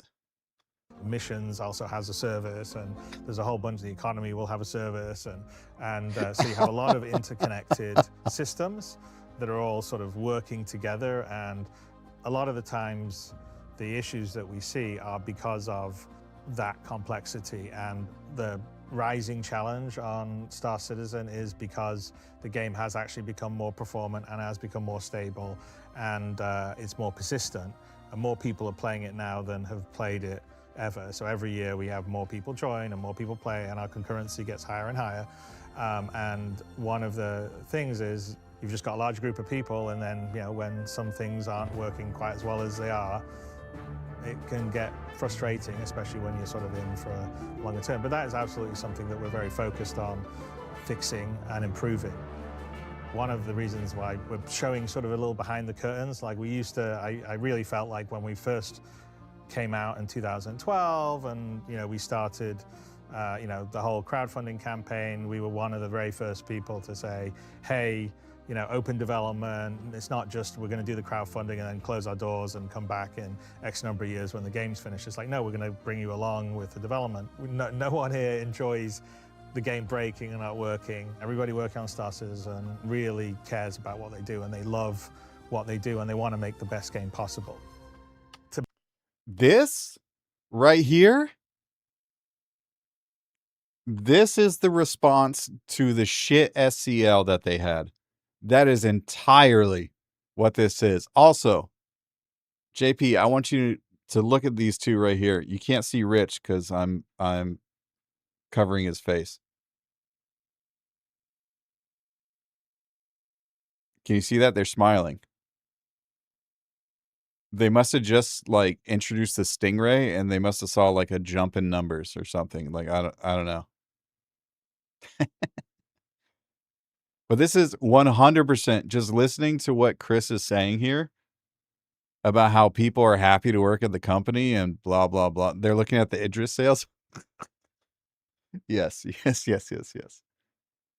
But yeah, just listening to what he's saying, that people at the company are happy to work on the project and stuff like that. 100% this video is in response to the SCL and the backlash that happened because of it. 100%. I guess we can just leave me up here, huh? Build what we're doing and the tech in terms of having that seamless experience where it's all from your first person. You can walk in to a spaceship and fully interact with, you know, it properly, that has fully physicalized components, and then see a moon up in the sky and take off and fly towards it and land on it without any loading screen, and have all that level of detail and fidelity. That requires very, very, very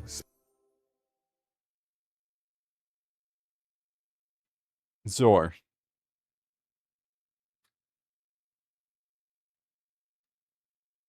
Zor. Let me hold on. Hold on.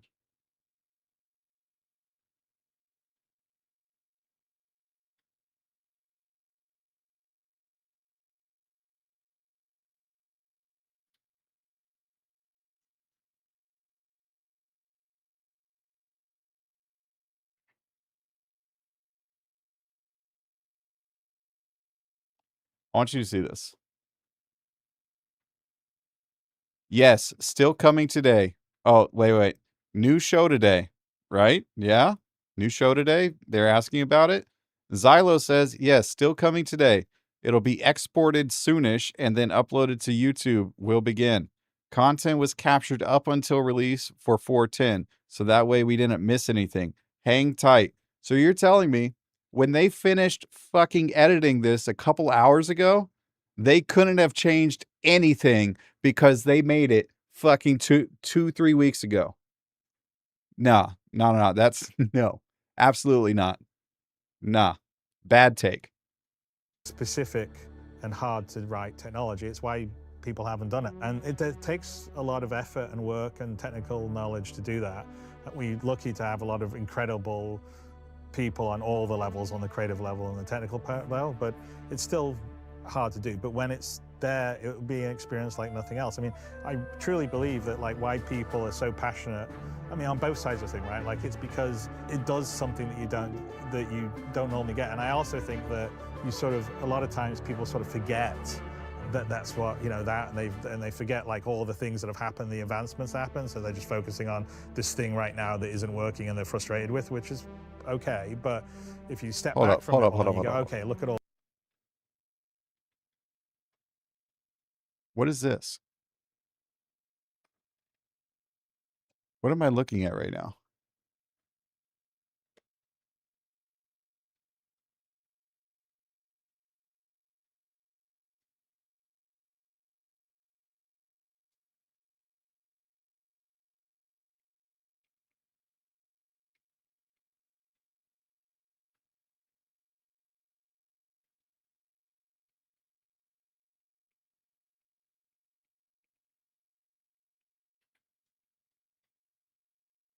Oh, that's the Kraken.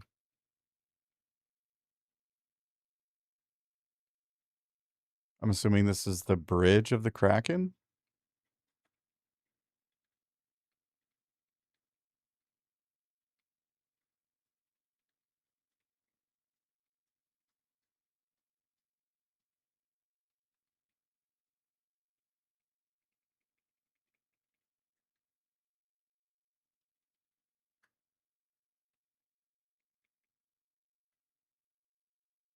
Well, it definitely looks like a Drake ship for sure.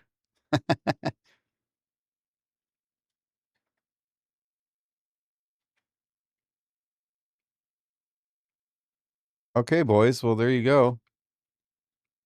Kraken landing gear. Oh, wait, let me move my mouse. I hate it so much. I'm gonna be honest, I hate it.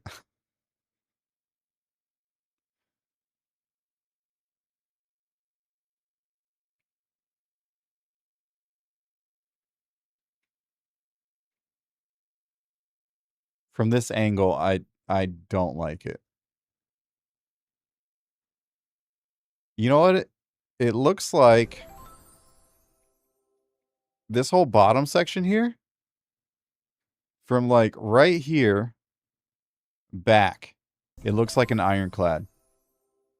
From right here, this piece right here looks like an ironclad, and then everything else was slapped on top of it. It's still unfinished. JP, they're releasing this motherfucker next year. No, it is not just unfinished.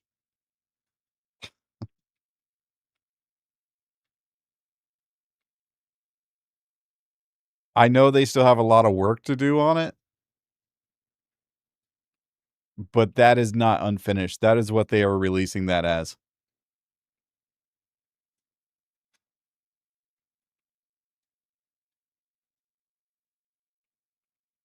Yeah, it looks like an ironclad with decks welded on top. That and something like more gun turrets in the front. That is what that looks like.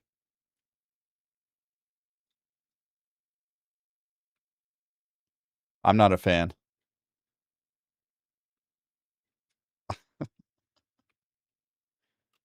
If you step back from it all and you go, okay, look at all this stuff that's been built and it all works together. For me, that's like Star Citizen would be freedom. 410 is a unique challenge because it's been tied with technology and flagship content.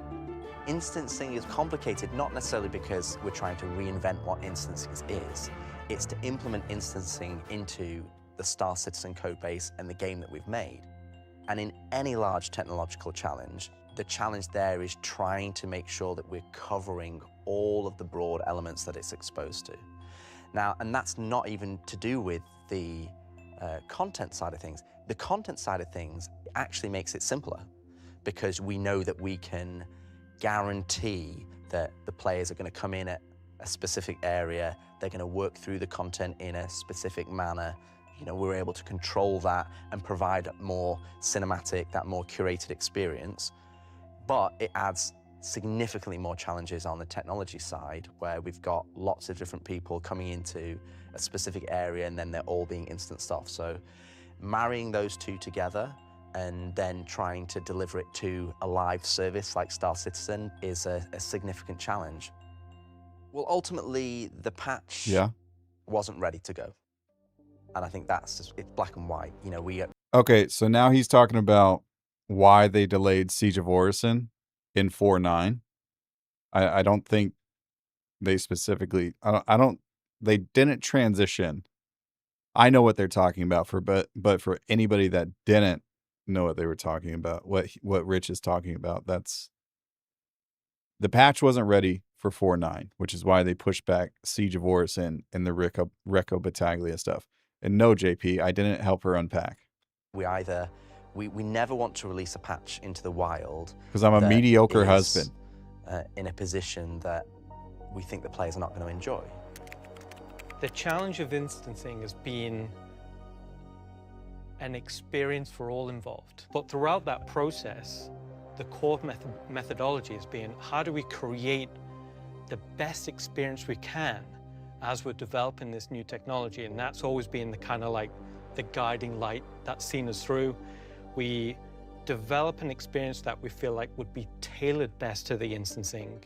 And as that technology develops and as we test it, we course correct and we try and make great decisions to improve the gameplay as we go.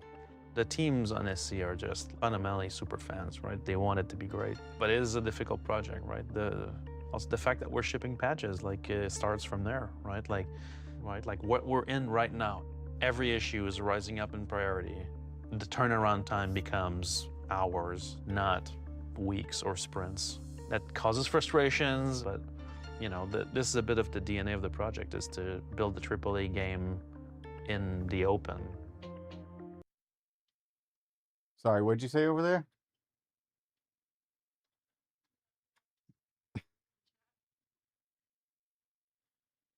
crazy.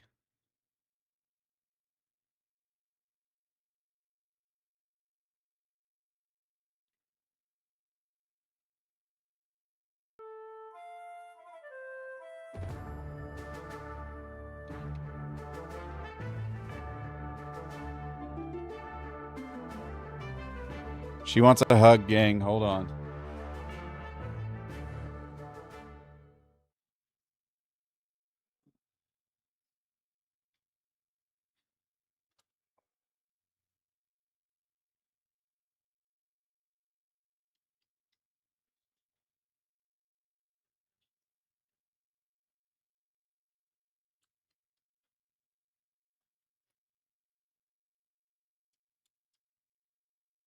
Can you take me higher?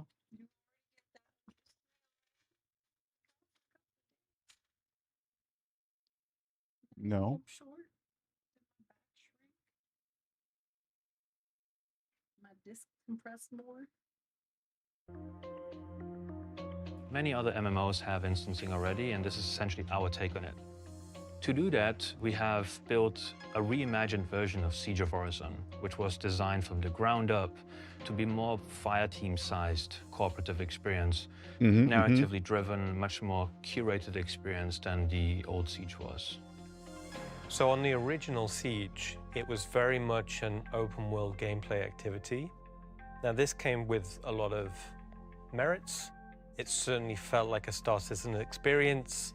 You could play with a lot of people, you saw a lot of other people, but it also came with a bit of chaos and a bit of unpredictability.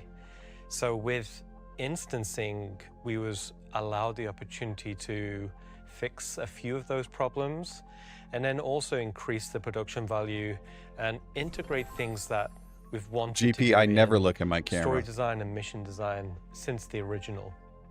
Even though you're in a separate instance from others, you're still in the overworld game world. So what that means is the time of Gotta day is capture my still the good same side. time of day. Sometimes it might be daytime, sometimes it might be nighttime, but probably what will happen is if it starts at nighttime, it will become daytime, which is really cool because you feel that progression of time. And then when you go back to the social area, there's no time switch, it's one seamless experience. And I know that was very important from Chris from the get-go, is it is seamless. But first, let me take a selfie. Give you a very specific. Thanks for interrupting the video, Mia. Now we're going to have to go back all the way to the beginning and watch it all over again. Gameplay I'm just kidding. I'm experience just kidding. outside of an open world setting. For me, Star Citizen should be like this wide, big open church for everyone. So it doesn't, like, you don't have to be a PvP player, you don't have to be a PvE player. I mean, if you want to be mining or salvaging or ultimately farming or just hanging out, great. Farming confirmed. Farming confirmed. You should be able to do all those things and not be forced in any one thing. And there should be opportunities for players to do both those things without being forced into the other thing. So, like, for instance, the instancing is a good way for someone that wants to engage in PvE content to not be forced to do PvP content. And there'll be some other areas where we'll set up that are not instance, and that will be more like, okay, that's PvP. Like, so contested zones or something would be more like, No, okay, they won't, there could be Guff. cool loot in here, but there may be other players that can be Remind me getting in your about it, way but I'll talk or more shooting on you it. or fighting you or whatever. For me, there should not be a... But first, let me take a selfie. I'm going to disable that motherfucker. a universe that you can escape into and have hours of fun by yourself or with your friends, and you should be able to Maybe I am. partake and absorb content at your own pace. So every patch comes with what I'm already disabled. Look. I am confirmed disabled. I am confirmed disabled by the US government. Okay? 100%. We don't. And the funny thing about this, GP, I did it to myself. I did it to myself.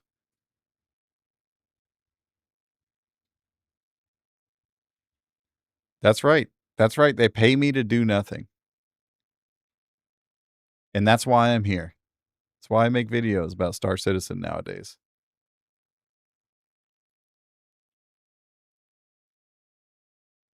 Anyways, video.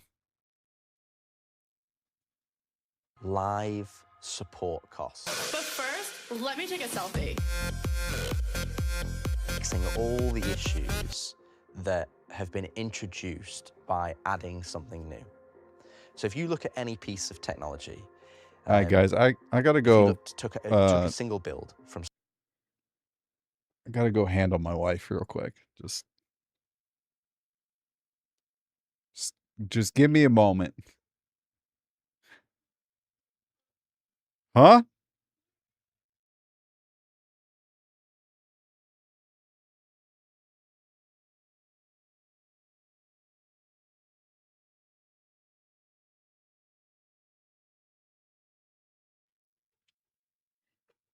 Okay, we're back. Star Citizen, and you kept it in isolation, and no one ever touched it, the bugs that are there would be there, but no other new bugs would exist. It would be, that's what you would have for eternity. But every time that we add something new, whether it's a new piece of content, a new feature, a new technology, it has this ripple effect across the rest of the project. But first, let me take a selfie. That is breaks. So the challenge that we have is that the development team is focused on the new things, the new flagship content that's going into the game, but we need to rely on the test team and the production team and the live development team to evaluate the existing content, and anything that gets broken or is degrades from the previous patch needs to then be raised up. As we start to scale test the instancing technology and the content with it, we find a lot of issues that were difficult to predict. No, we're not watching a video about me. The guy who's stressing out. I love you too.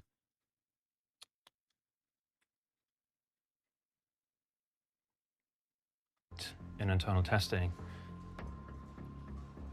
Hold up. I am the SC Dev Q.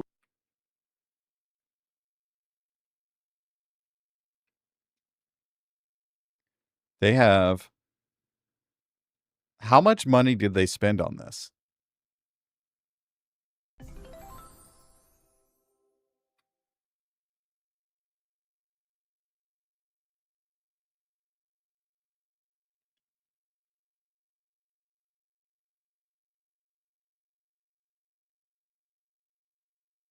Hail Bob.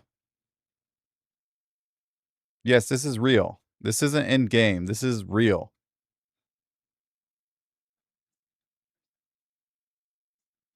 Yes.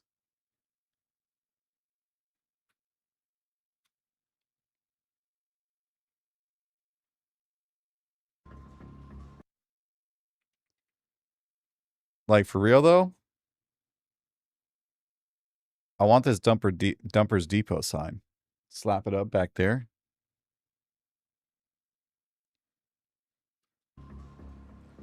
I am the SC Dev QA coordinator. We provide information from players, from playing the game or testing the game to the developers. One of the main jobs we do is that we will take that information that comes from the issue council, and then we try to add as much context onto that, as much sort of detailed debug or code-based stuff that we can then hand it over to the devs and say, hey, this is what the players are seeing, and here's hopefully everything you need. As a production team on Star Citizen, we're quite in tune with each other, so we know what's up and what's happening. Enjoy your stay. Tweeds, what's up, man? Welcome in. Thank you for the raid. I appreciate it, brother. How was your stream? What'd you get into in Star Citizen? Tell me. Tell me everything. Tell me everything.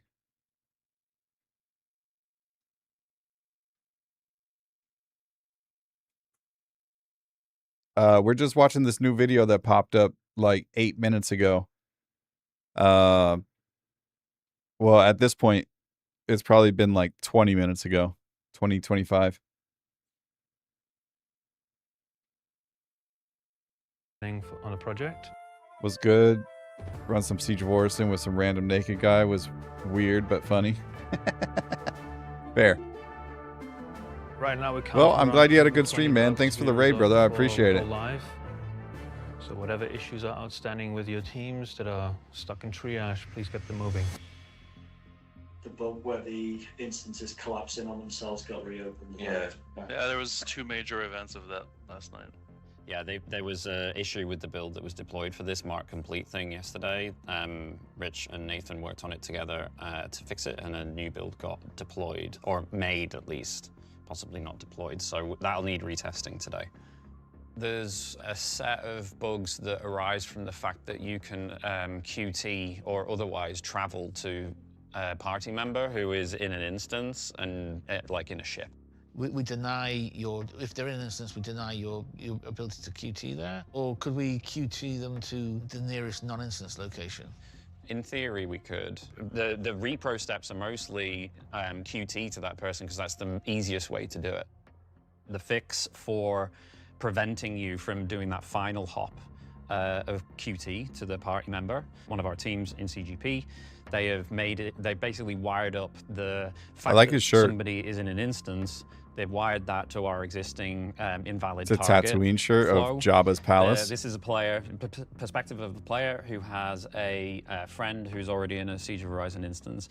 So they zoom in on Siege, they click on their friend, they route to it, and try to initiate the quantum travel. Now, it'll tell you can't. It tells you the target's in the instance. And the behavior here, the fact that it still calibrates, the fact that you can actually still attempt to initiate the quantum travel is consistent with other, with how the system works, basically, for when you have a target. Yeah, it hurts my soul watching that, Zor. Once you get to this point, you would then need to know that you actually need to follow the mission flow to go.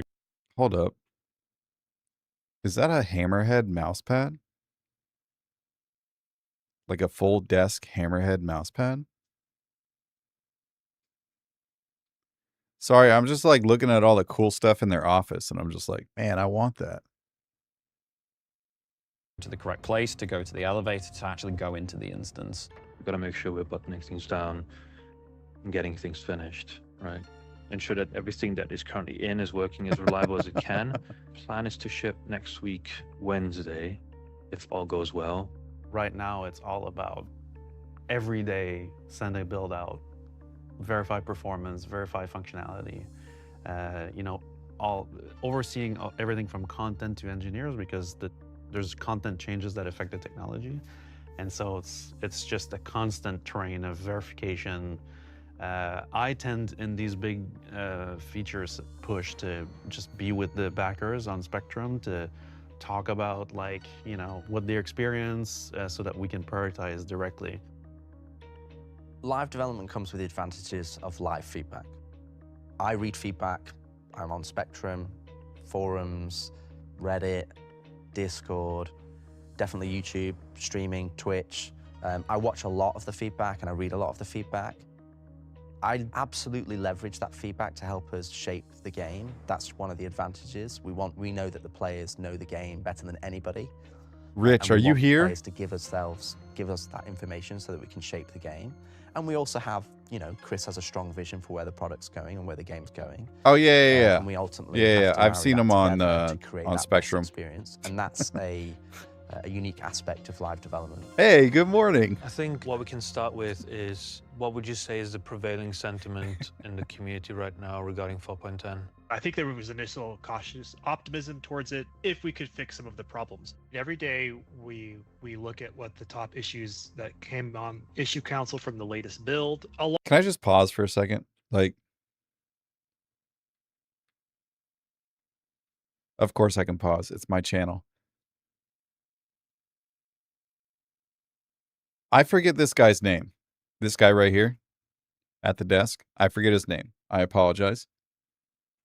this whole recording with him in here, everything he says feels forced. But like this guy's talking on the screen and it feels natural, like they're having a natural conversation. This guy feels like he's super awkward and just like, so what are we going to do now? Just like shying away from the camera, which is fine. There's nothing wrong with that. It's just if they want a strong camera performance, they might want to get somebody else that's in a leadership role to be sitting where he's sitting. What would you say is the prevailing sentiment in the community right now regarding 4.10? I think there was initial cautious optimism towards it if we could fix some of the problems. Every day we look at what the top issues that came on issue council from the latest build, along with the top issues for all of the PT overall. But also know you guys, you kind of reach out actively to some community members. You like in the Discords, you're scrolling through Reddit and whatnot. That's where players are, right? If they're playing through a session, they're going to be in the Discord with their friends, especially for a cooperative gameplay experience like this. And so when a problem first comes up, that's where the discussion is going to happen initially. And so to get ahead of that, we kind of need to be in those locations, in addition to just watching the Twitch streamers, right? We're always watching Twitch streamers go through this content. Always. They're always watching an issue live. And we just look. That's one thing that I will give them credit for is their community or their community managers are in a lot of different streams, like all the time. Now a lot of them are in Mike's stream, like in the morning. They are in a lot of them are in Mike's stream in the morning whenever he's actually playing Star Citizen. But they do sit there and they'll lurk for a while. They could be watching. They could be potentially. I stream at an odd hour for them. So like right now, what the Austin office, it is 10:44 here, so 1 a.m. in Austin, but it's like almost 5 a.m. in the UK.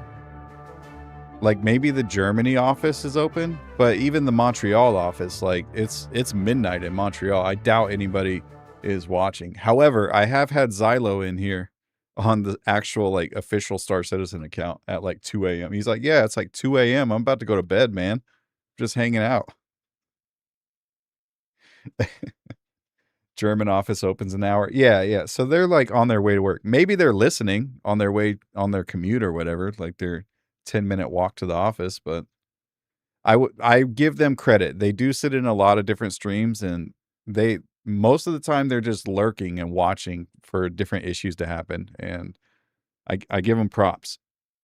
Okay, overall, is this something that players are making a lot of noise about?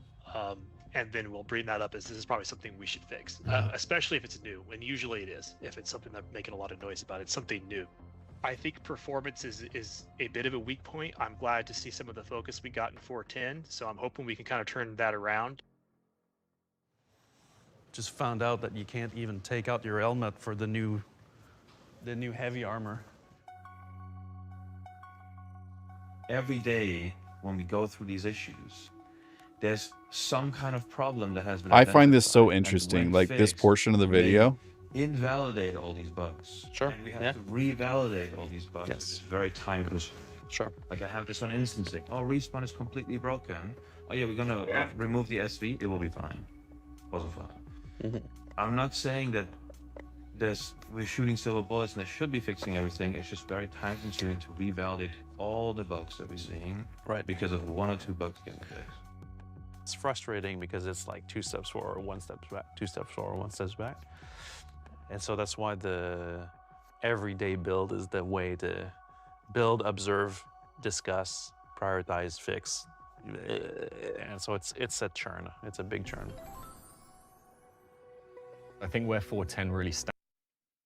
Maybe I misheard that.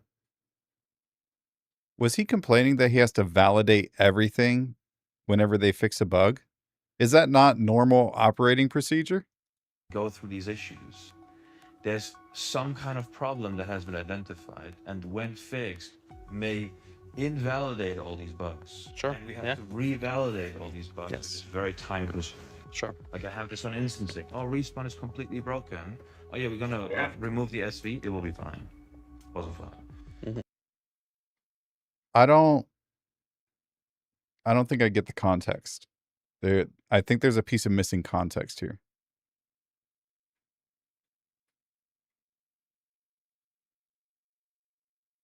I'm not saying. I want to give him the benefit of the doubt. He's definitely complaining that he has to validate all the boxes again, but I think there's a piece of the puzzle here that I'm not understanding, which is probably something like he's wanting like some kind of system in place that can auto-validate the bugs that they've already fixed, and maybe there's just something that's not there yet. Raiders detected. Welcome. Queen Enjoy your stay. with the raid. Oh my gosh, thank you for the raid, Queen. Welcome in, everybody. Welcome in, welcome in. Oh, we'll go to this screen here. I'm Saxon Wine with SC Haulers. Welcome in, everybody.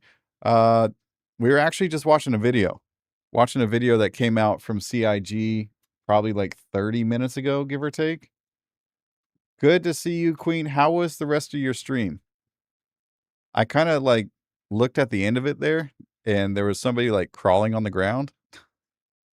I don't know what was happening. Az, what's up, brother? Welcome in. Good to see you too.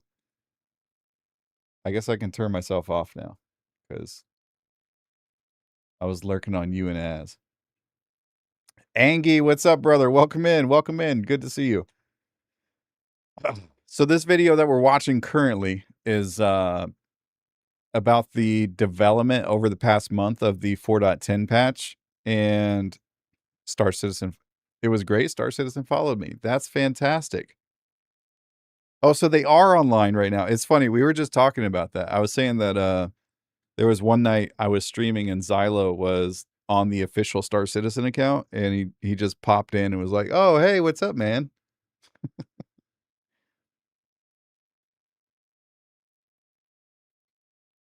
BT Gaming, welcome in. Welcome in. Good to see you.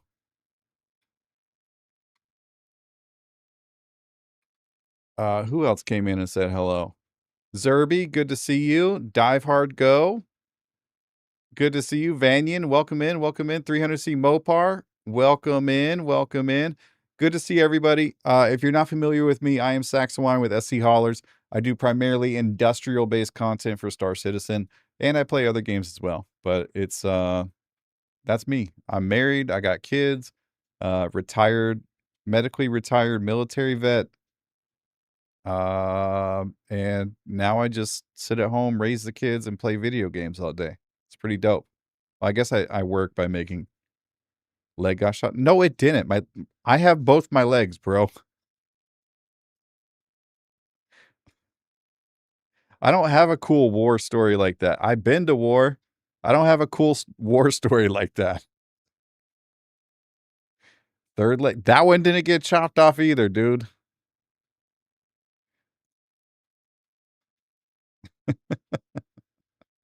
That one didn't get chopped off either.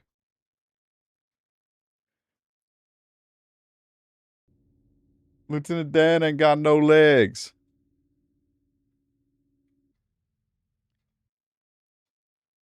Brain got shot off. Yeah, there's nothing up there. Nothing up there. Queen, thank you again for the raid. I appreciate it. Welcome in, everybody. I'm going to switch scenes. We're going to keep watching this video. We're about halfway through it. It's 35 minutes long. I know it's getting late in the US, so if y'all are having to hop out, I mean, y'all do your thing. Queen, question before you go. Have you have you confirmed if you're going to PAX West yet?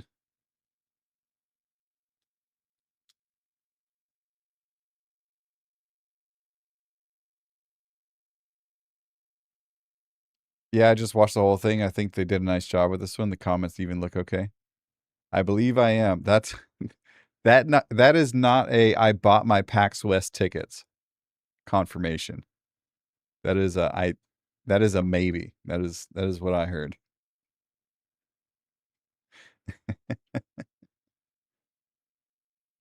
Good morning from the EU. Hey, good evening from the Western US. All of the tabs are up for flights and hotels. Fantastic.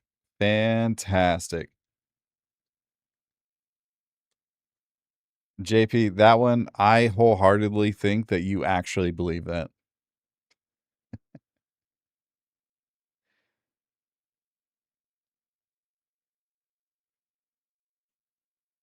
All right, we're gonna keep watching this video. Again, Queen, thank you so much for the raid.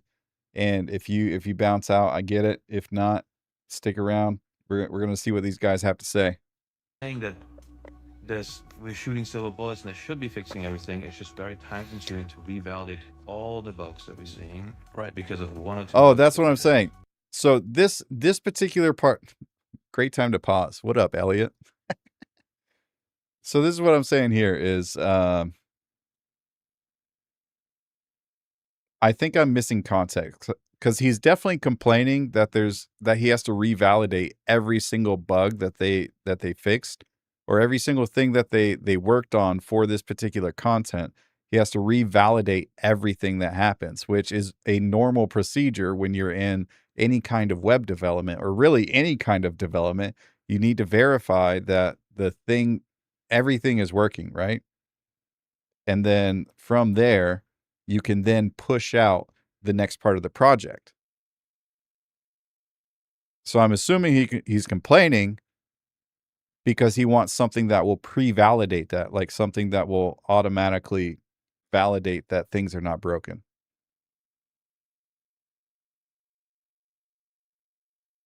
Yeah. That's what I'm saying. It's frustrating because it's like 2 steps forward, 1 step back, 2 steps forward, 1 step back. And so that's why the everyday build is the way to build, observe. That's what I thought, discuss, JP. Prioritize, fix. There's a piece of missing context in this, and I don't think CIG caught that when they I think put where that 410 clip in. really stands out is these engine level sort of integrations and sort of technologies that come with a lot of, you might not see anything necessarily as a player, but very, very heavy testing cycle on it. At the moment, we are testing with the community and finding new issues. Our primary objective is to stabilize the technology.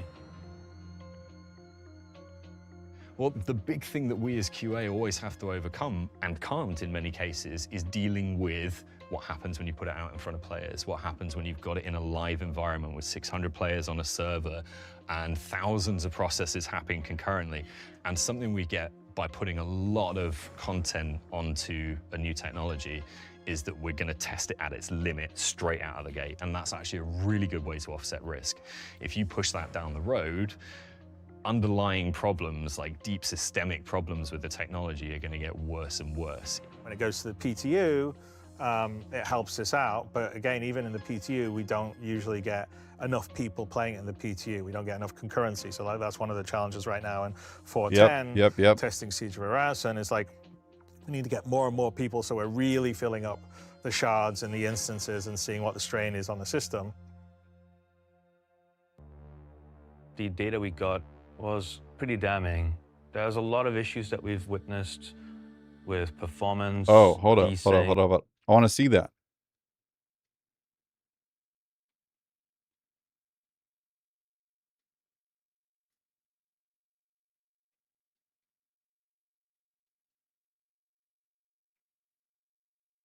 It just says Stanton.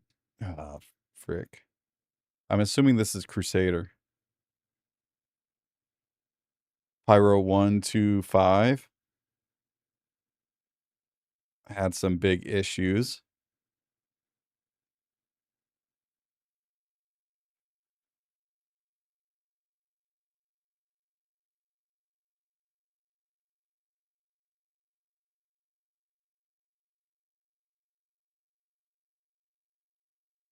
And like, just take a look at this, like Pyro 3, 4, 5, how much usage they're taking. And there's not a lot of stuff there. Like, I mean, there's plenty of stuff there, but like player-wise, there's not a whole lot there. Like, honestly, I would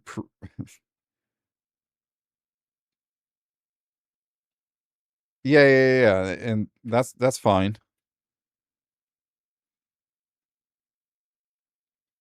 Because this is server connection over here. This is like server use or space, and this is crap. I can't think of it, but I mean, you can clearly see that these locations are performing better than these locations. But why is this DGS server performing so badly compared to Pyro 125? Here's another question. Why is Pyro 4 and Pyro 5 on separate DGS servers? With performance, desync, and other associated problems. One very common thread was NPC desync, and in general, it seemed like a wider range of desync issues. We need to get a lot more precise with the word desync. So you're talking about he's shooting at you, but he's not aiming at you. Yeah, like the reason I say desync is because to the naked eye, when you first look at it, it looks like it's AI desync, but obviously knowing that I'm on a 4-person server and the server was at a solid like 30 or whatever FPS, I know it can't be desync. What we were hoping to get was clarity on what the remaining issues are, but in fact we found a lot more. Entities, yeah, that's what it is, Zor. Another core component of They how need to we clean make that up. Siege differently is the AI. So in the rest of Star Citizen, the AI In my is opinion. populated by what we call spawn closets. So these spawn closets will populate the game based on various rule sets. With instancing, what we can do is we can place those AI logically where we'd want them to be. So an example would be part of the map will have sniper positions. Previously, this would have been impossible because there's no spawn closets up there. So we can tailor a more of a paced combat engagement rule set. So it's less about fighting overwhelming numbers and more about creating combat scenarios which will feel fun to play through. That's fair. Getting in this JP. morning, I Me too. was already aware that we had some outstanding issues with Mendo Ren. He was 100% accurate, and I think that we've had a lot of frustrations with it. And so we've gone in and we've tweaked some of the values and given it to QA to do a 4-man playtest, a 2-man playtest, and a solo run through trying to fight Mendo Ren. Now the Clipper, it's not wrong to think like that because it's technically supposed. That's why a lot of people are leaving the game. Like a lot of older people are leaving the game for the sole fact that this was originally promised to be a space simulation game, and there's a lot of different aspects that are being brought into the game that are no longer space simulation based. This is not the game. You hear this a lot with a lot of the older players. This is not the game that they were promised. And so if you take a look at Star Citizen from 15 years ago when they had their first demo, it is drastically different than what it is today, which I completely understand that for sure. I completely understand that. Just different game. But they have to, as an MMO, they have to cater. They've already said that they were going to do this over many, many years. So they have to cater to each one of those individual pieces. And they have to be able to get those systems in place in order to develop other systems. For instance, they need planets and ground like locations for the Pioneer to work in order for the Pioneer to be able to mine. And then base building. And then base building ships need to have land claims working and biomes and stuff like that. Planets were never in the Kickstarter. I mean, technically planets should be in a space game, if I'm being honest. They should always be there. But I don't know enough about the Kickstarter and what was in it and what was not. Just compared to 15 years ago to today, the game is drastically different because of scope creep and money creep. The more money they got, the more Chris Roberts wanted to expand. And that's the gist of it. And that's what a lot of people don't like about the game now. But you can see through funding and through sales that the the old generation who funded this game initially through Kickstarter is not the audience that they're shooting for anymore. And FPS players have big pockets.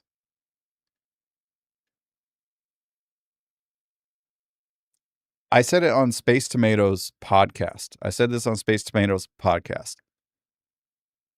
I think they're making the game easier to cater to more casual gamers who don't have a lot of time to play. And that's because those gamers are going to be the ones that support the game long term after it goes into 1.0. If they find something in Star Citizen that they like doing, they will continue to do it. And that's the key thing here. That is the key thing. Important thing is to get it out to players. The big thing for us with Siege has just been the volume of testing we've had to do with it. The iteration has been really rapid from development, and these big engine changes where we may need to retest absolutely everything and just make sure nothing is worse, because actually that's going to help performance over the long run.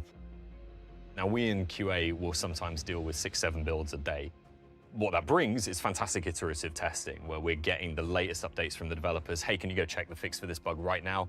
It's not quite worked in this way. Cool, we'll put it back in. Now, here's the new one. You know, the PTU gives us a more stable soak environment where we can leave things doing things over a longer period of time, which typically is difficult to do in QA. We have to bounce around between so many different things. Sometimes testers are moved between tasks 4 or 5 times a day to get onto the priorities. I think what we're hoping is that what we'll deploy today will try to get more concurrency so we can test it, because really originally Siege of Ariasen was meant to go in 4.9 and we took it out of 4.9 because it was. All right, we'll stop for ads. We will stop for ads for now.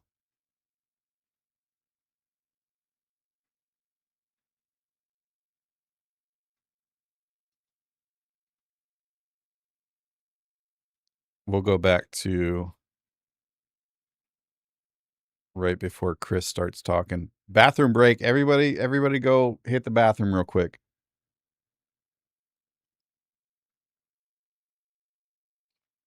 I'm gonna go get another drink.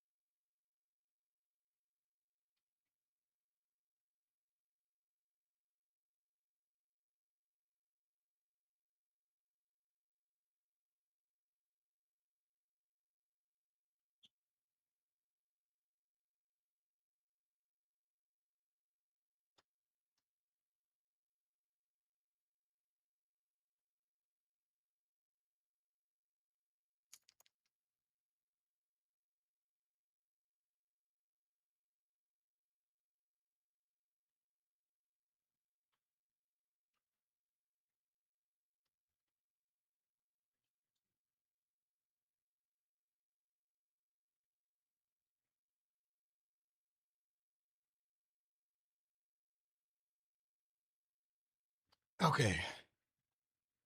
All right.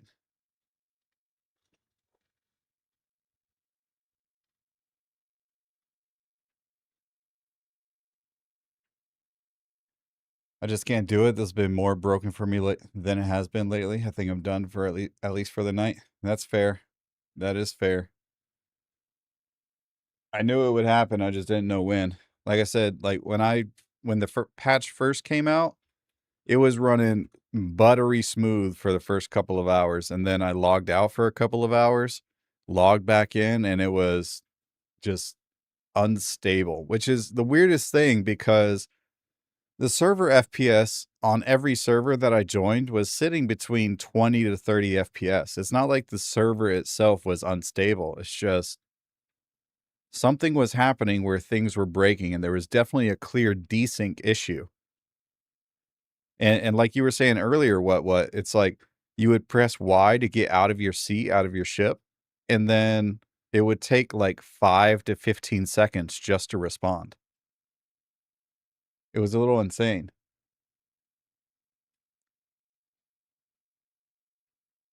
Are we back from ads yet?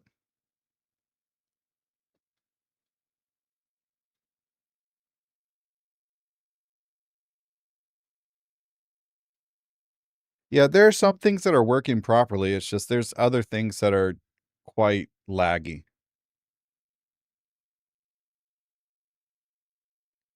The Excel hangers are killing me with how long it takes to get a ship so slow.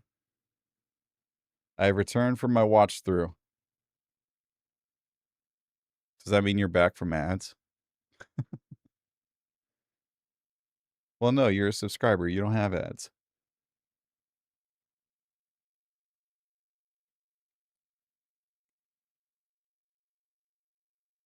Bomb Squad, what's up, brother?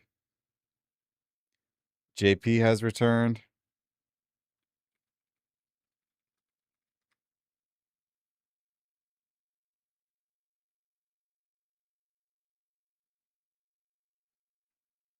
Sweet. No.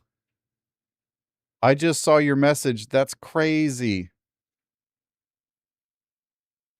Sweet said, I need something to take my mind off of being an idiot. I just disintegrated a 967 Savarilium. Oh, no.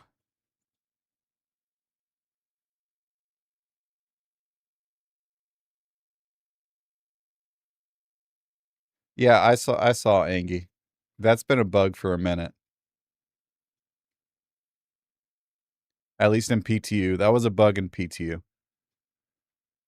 F's in the chat for Sweetheart and his 967 Savarilium. That's what we're doing currently, Bomb Squad, is watching the new video. We're about 22 minutes in, almost 23 minutes into the 35-minute video.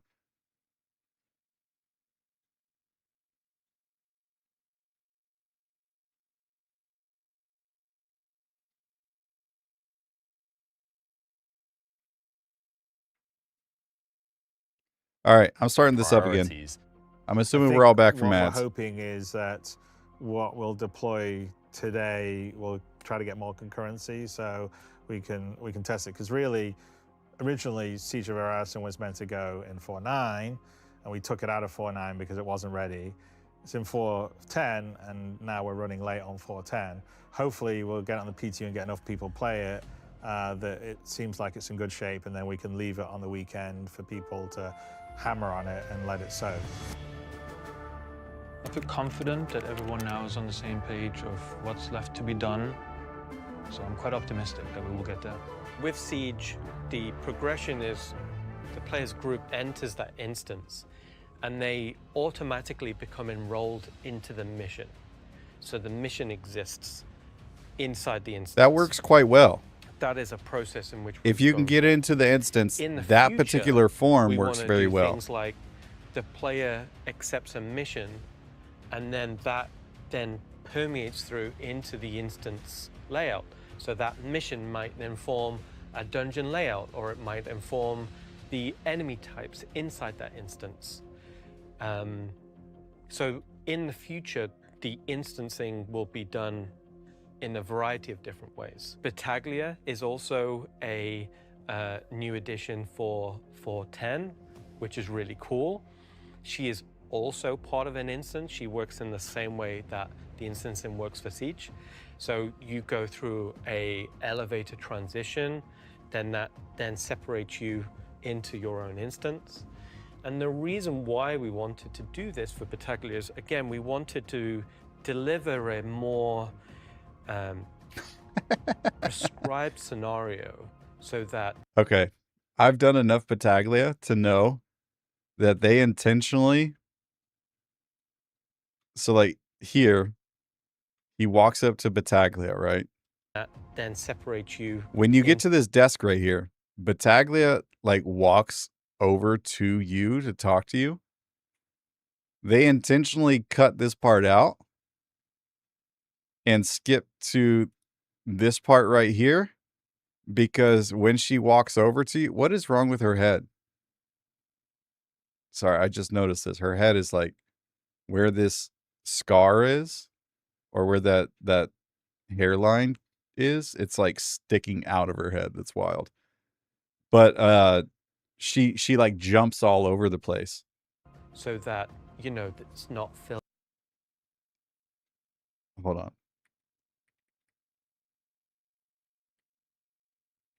Maybe it's just the angle.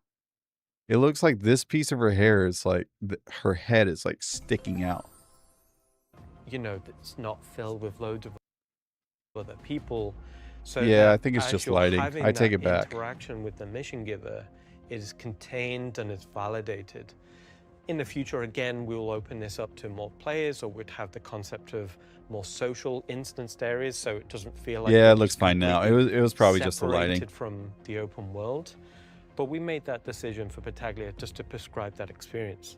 And it's also kind of cool because we were able to do another mission giver again. So it's been a little while since we've been able to do a physical mission giver.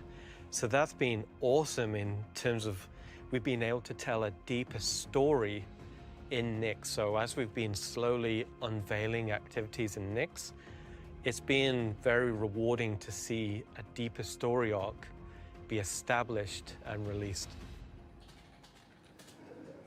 7 days One of the until things that I've launch. been So looking this at was is last the client Wednesday. performance. We're using our analytics that we capture and graphing that out so that we can see how performance is trending over time. We've been making steady improvements through analyzing some of the captures and actually finding areas where we're being a little bit less performant than we could be. And that's why we have this kind of gradual increase over time. We actually removed some of the sort of dev debug things that we have on in the frame that we need during development so that we can analyze memory usage, track down multi-threaded issues and stuff like that, but all of which come at a cost. And one of the last things that we do before we actually release a build is to turn some of those things off. And that's why you see that big jump there. That's when we turned off a bunch of stuff that we have on during dev, and we get a big performance increase. Because the build is now essentially more like it would be during when it's actually deployed for GP, that's funny. post-release. On a performance front, it was challenging, but the improvements that we've seen over time and the work that QA have put in with developers to help refine that, where we've been taking performance data every single day. So whenever they put in a new optimization, they can compare the data to the previous day and go, "Ooh, we gained a microsecond here," or "We gained a 10 frames over here," or whatever, and they know where to lean in and push on it. I'm Luke Gijsbertsen. Not laughing I'm at a you, I'm lead laughing environment with artist here you on the because it was UT. funny. What makes Siege very special is that we get to really curate the player experience here. And it gives the opportunity to the environment teams to really highlight where the gameplay needs to happen, where the focus needs to go, and we really get to enhance the gameplay experience underneath it. So when it comes to optimization, it's rather complex because there's different parts of the game go either to the CPU or the GPU of the computer, and we need to operate.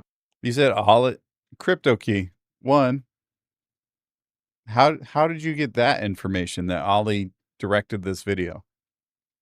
I mean, if he did, that's definitely a W for him being a new employee for CIG. That's dope. Oh, it's in the credits? Well, we haven't gotten to the credits. Way to spoil it for me, bro. Make sure that we optimize that in the right way. One of the things that is very expensive to calculate on the GPU is refraction cost. So what we're trying to do is to find outliers that have these refraction issues. So what we can do is we can actually use console commands to find what is being expensive are decals. And there's no need for them to be transparent in that sense. So we can have a quick look to kind of see what is going on. I quickly sample the material to kind of figure out what is wrong. And then this should not be using forced transparency. And we have a look and we remove the forced transparency and mark it as a decal. Visually, no difference, but computing-wise, a lot cheaper. Okay, okay. So, just to kind of bring us back to the state of the patch, Just a side note, I love this. I love this style of video because me, like the way I work mentally, I love knowing how things work and how, I mean, that's how my whole channel is built, is knowing how things work and then showing you all how it works, right? And this really shows me how everything works. I will say the beginning felt very forced. Like I mentioned it before, the very beginning when Chris was talking, it felt like it was in response to the SCL Live, like he's trying to triage the SCL Live. But the rest of this so far discussed 2 days been ago pretty top notch. what issues are left outstanding, and we were just discussing number one on that 801. list in quite a lot of detail, What's which up? is good. Rich does What's look the worn current out. ETA of that fix going in? Is that going in? Hold on real quick. Why? What is with that? No, what is with your name? Like, why is your name a phone number or something? It's like 1 digit short of a phone number.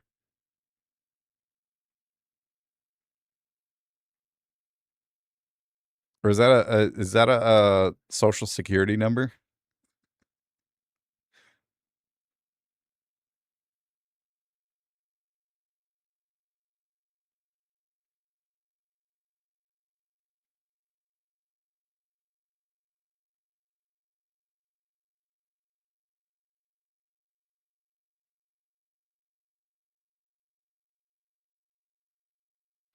Today? It tonight, is not going tomorrow? in today. Maybe if we're lucky, we get a hotfix build later for deployment, but that's not guaranteed. The other issue that we mentioned a few days ago was the instance heartbeats and player tracking, which caused a lot of instances to just vanish. Investigation is ongoing. When we have that fix in, we'll revalidate all these issues we found. I do know that there's been a concerted push to improve performance that Carl's been leading, and that looks to me like it's actually been bearing some good fruit, which is good. But let's get lots of people on tonight. Final thing to say is that we're currently working on a community post to share the result of this endeavor so everyone understands the effort to investigate these issues, to fix them, and what it should mean for them. So it looks like we're in good shape. Okay, sorry, real quick. You know how I said earlier that this guy, like in the corner, this guy right here, right below where my camera's at, this guy, I said that he seemed like super awkward on camera, like it was forced and not natural. This guy is Flip, by the way. Oh, yeah, so Flip didn't have like a natural voice, like it was forced. And now he's like in an actual meeting. This feels natural. This feels good. So I like where this is.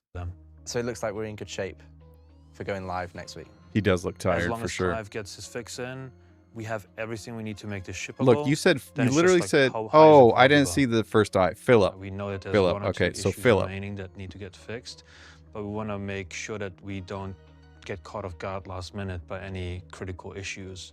So monitoring and observing players all time, 24/7 is critical at this point.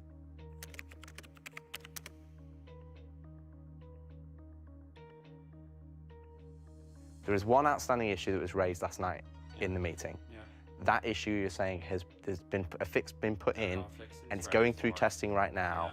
And hopefully, if that gets tested, is that going to get in tonight's PTU? I'm going to be surprised. Okay, but let's. Right, yeah, But let's wait for the. it can go in. We should be good for tomorrow to go in. Yes. And then if that holds, we're golden. Yes. Okay. We had a very clear vision of what it was that we wanted to do with this technology. Is this the Housewives of CIG? Absolutely. I love it. Well, challenges integrating this with the engine as a whole. We knew that we were going to have a period of hardening the tech and how it integrated with the game. That's essentially what we've been through. And, well, I think we're almost there, basically there, let's say. I don't know why, but I feel so much more nervous. No, it's today. not The Office. It's weird. Like, I almost can't speak properly. It's like I've got a frog in my throat. Well, you did great last time. I know. I don't, Yes, and we I did see the enjoy doing Kraken this kind of release. thing. I just, I think somebody said bizarre. we we saw the Kraken tease, and my response was, that thing looks like an ironclad. I think Iceman said it first, but it looks like an ironclad with like extra guns welded on the front and a landing pad on top. Like that's what it looked like. And then Billy Bob was like, "Oh yeah, I think I'm gonna refund my Kraken if it's gonna look like that." It's not been easy, but I guess nothing worth doing is easy. You did say it's unfinished. That's not unfinished. That is a finished product to them. That is my opinion, that it is a finished product and they want to release it like that. So if we're saying that oh wait, we missed Eric. For say a Wednesday release, which we try to do, we like to use essentially what was this past weekend as a soak weekend. And so this is kind of like our last effort and attempt that we can afford to kind of learn some of that information before it goes to live. By Tuesday evening, we can hand that off to QA. So just making sure the environment appears to be working as intended. And so we're good to go. And if everything's good, we, hit the button, the magical red button somewhere that launches it, right? Welcome back, everybody, to another sit rep. There were 2 issues really that we were trying to get fixed before we kick our release candidate. I love this guy. CIG, if you're watching, if anybody's at CIG is watching, can we get Eric's hat in game as like a cosmetic?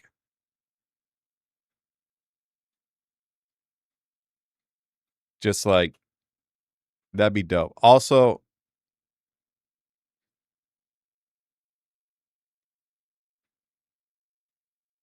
that would be dope though. I would love this hat, to be honest. Let's get a tribute to Eric in here. And if everything's good, we, hit the button, the magical red Make button it legally somewhere that distinct though. launches it, right? Welcome back, everybody, to another sit rep. There were 2 issues really that we were trying to get fixed before we kick our release candidate. The core game experience for 4.10, regardless of Siege, as far as I've been told and experienced, is better than 4.9 or 4.8. Yes, across the board. The patch notes are massive. Like, there's so many things fixed. Top level fixes, so that's in a good place to be. Obviously, we want to be better than where we are, even so. Why don't we get this change resolved now? Let's get this, chase this fix from Alejandro from testing, and let's pull the trigger. Okay.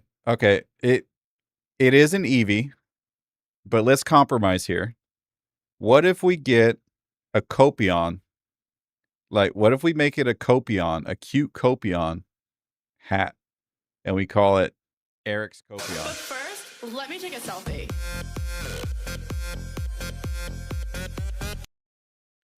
What if we call it? Yeah. It is Flareon, right? It's one of the evolutions. But for Eric's hat, we call it, we do a Copion. That way it's legally distinct. And it's just like the hat. It's Eric's hat, you know?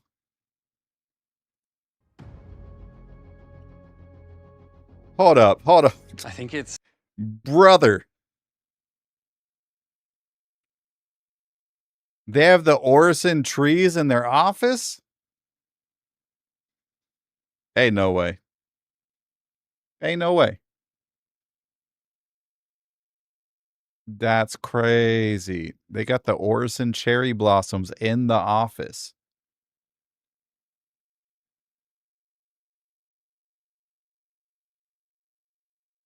No, I didn't know that.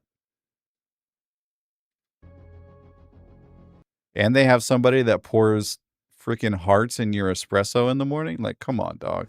I think it's basically go time. Like, we had a very successful PTU at the weekend.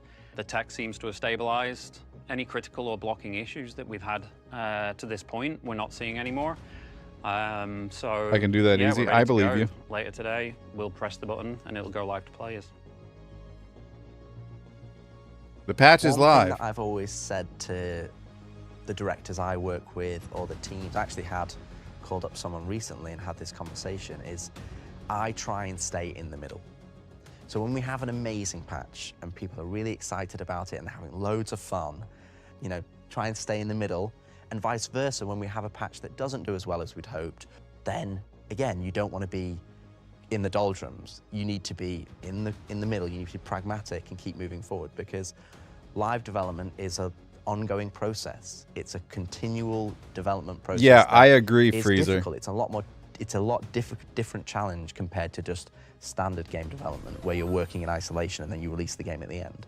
But I think the way I cope with it and the way I give the advice to the other team members is just always try and stay in the middle.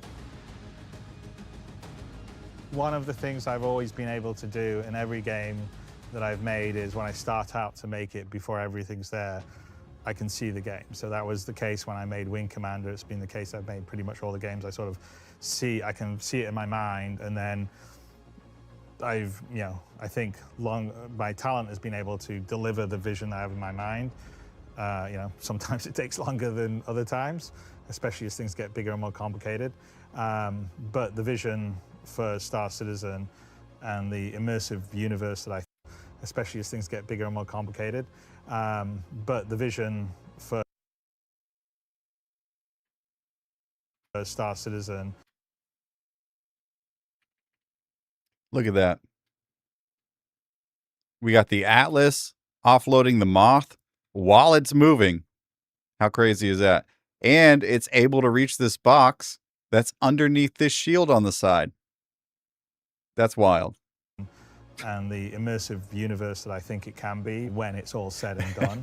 And we've got those rough edges, polished, and we've got the content that's there that will sort of put you in, and the ability for people to do all the different things they want to do and do it well. I think it'll be huge. My goal is just keep on swimming like Dory. We're just going to keep on swimming, getting out there, trying to improve, build after build. Ultimately, we're moving towards that end goal and that vision of making this incredible, immersive, seamless universe.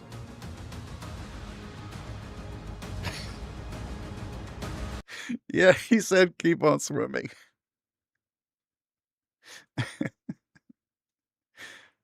Sometimes that's what they gotta do, bro. Sometimes they just gotta keep on swimming. After the Penguins video, after Moist Critical's video on the SCL, that's all you can do is just keep on swimming.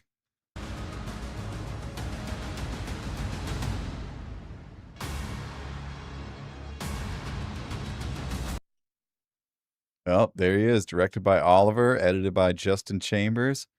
Executive producer, Sandy Roberts. Lauren Burnett, David Bunkerly, Mercy Rodriguez, Joe Etchels.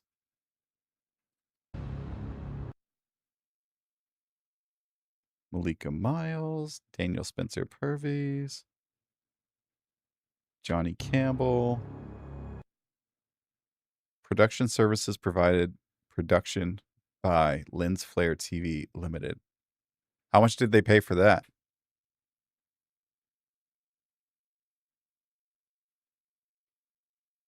Additional internal support. Jared Huckabee.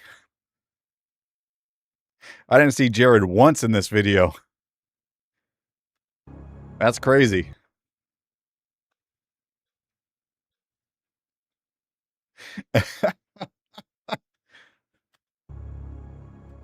That's right. He was getting married in Vegas. That's why that happened, right?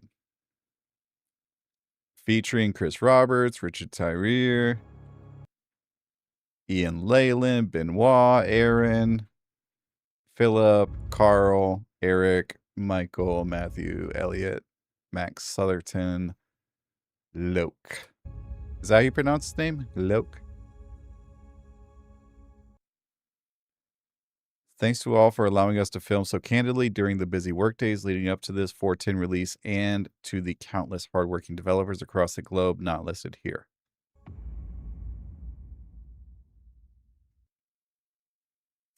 You know what, Ollie? I don't know if you're watching.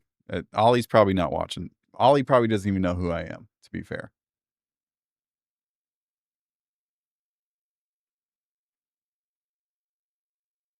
You know what I found out the other day? Morphologist didn't know who I was till I said hello in his chat. Who am I? I'm a nobody. That's who. They told him to wrap it up. It's his show.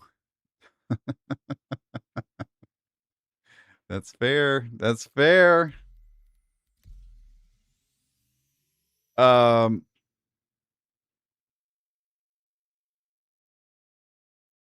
Ollie, good job.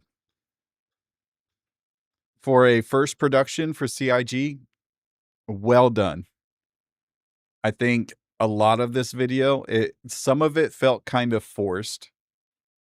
A lot of it felt very natural. The very beginning of it, I will say, was definitely felt like it was not. It was in response to my game just crashed. That's crazy. It felt like it was in response to the SCL from Chris. That was my personal opinion. It didn't feel like it was something just natural of what's going on in the office and how to prepare for 410. It felt like it was a response from Chris about that. I was loading into the game and Chris said, keep praising Ollie on his production, on his first major production on stream. Stop trying to play the game.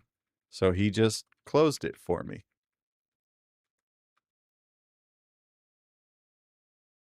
There we go. Chat thoughts. What are the thoughts on the video, chat? How do we feel? Overall, I thought it was very well done. Ollie did a great job. Music hit in just the right spots. Just keep swimming. Exactly. We love to see it. Love to see it.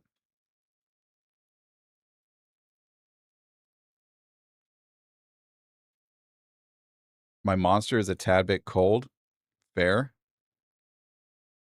Keep on swimming, just like Dory said. I think it was a 10 out of 10. They did a very good job. Again, well done. Love to see more. Hold the line and just keep swimming.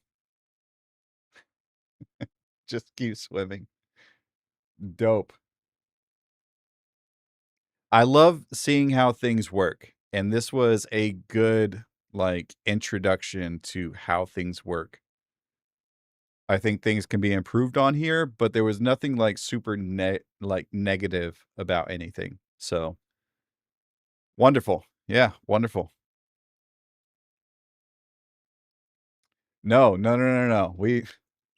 There is one specific thing that's going to be a soundboard. Let me pull the video back up. Hold on.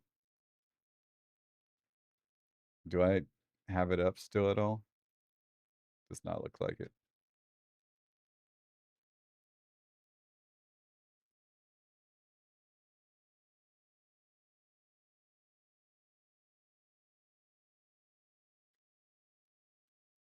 Wow, I looked up Star Citizen and my video, my 4.10 industry update is at the top. How crazy is that? Right underneath Kira's video of saying, let's wrap it up.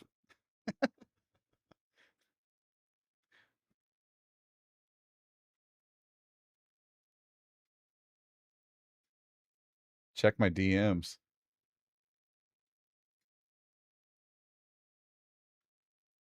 No. Like, I mean, we can use that one. Like, I don't want to dismiss that one. That one's good. There's one specifically at the very beginning.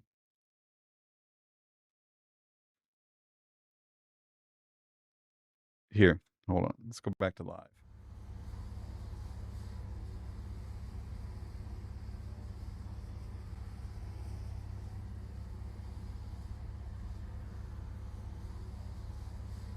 Off, but it's complicated, especially because we're building this huge sort of kind of connected world that has many, not just multiple servers to handle the simulation, but it also has multiple services to handle various things, like whether it's your wallet or...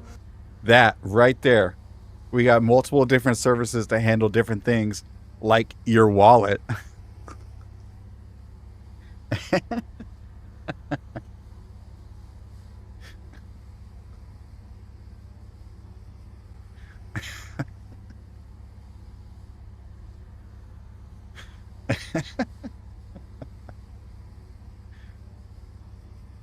Oh, that's funny. That's funny.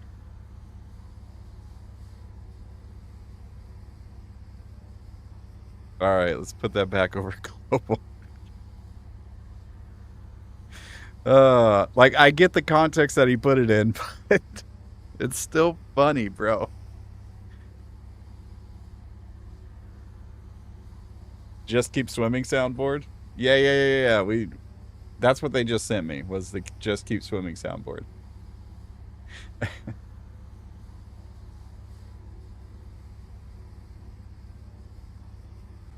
keep on swimming like Dory. We're just gonna keep on swimming. It sounds kind of quiet, though. Here, let me... You know what? I'll do it now, actually. We'll do it right now. Just because I'm thinking about it. Yeah, I'm going to make it louder. Okay, downloaded. We need to go to StreamerBot.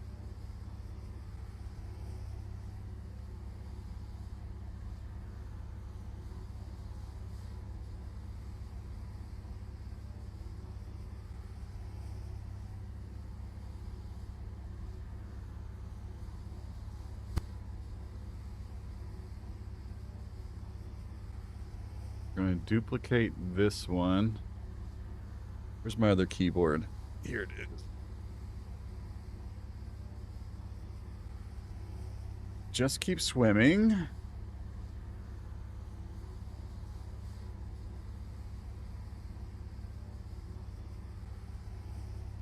Downloads. Cut. Put in this folder. Paste.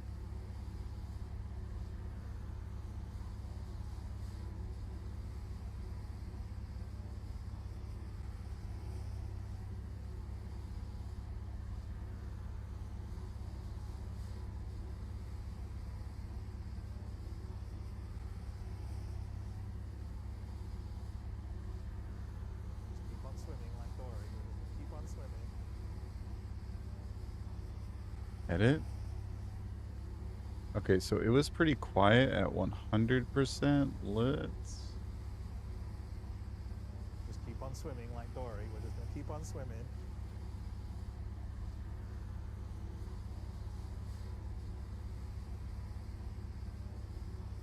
Test again. Keep on swimming like Dory. We're just gonna keep on swimming.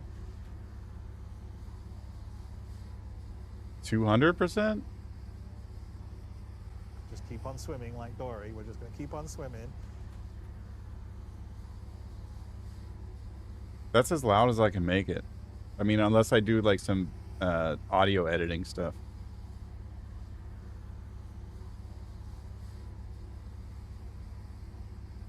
Okay, and then I need to add a redemption. Yeah, GP, if you can make it louder, that I would appreciate that.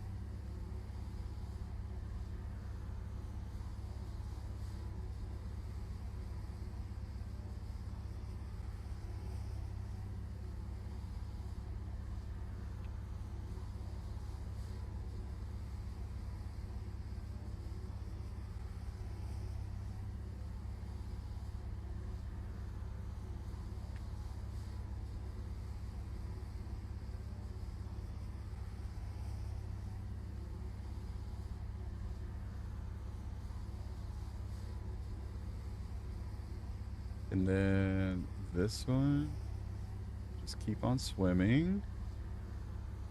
And then this one, Just keep on swimming like Dory. We're just gonna keep on swimming. there we go.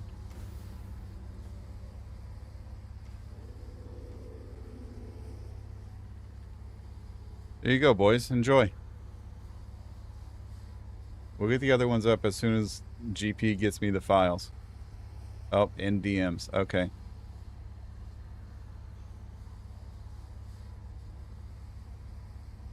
Just keep on swimming like Dory. We're just gonna keep on swimming. Keep on swimming. Just keep on swimming. I need him to be louder, GP. Louder.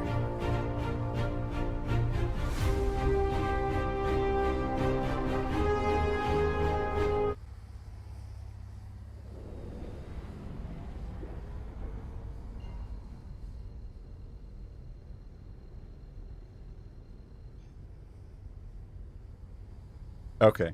Okay. Papa's got to do this himself. All right. Just keep on swimming like Dory. We're just going to keep on swimming.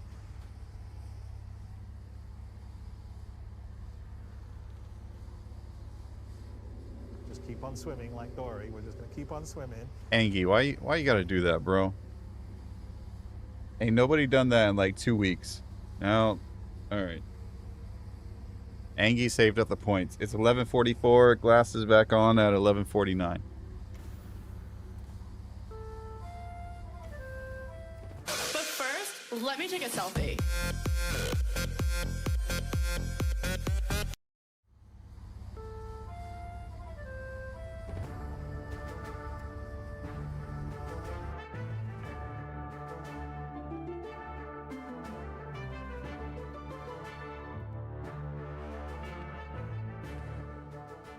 We're doing some quick work.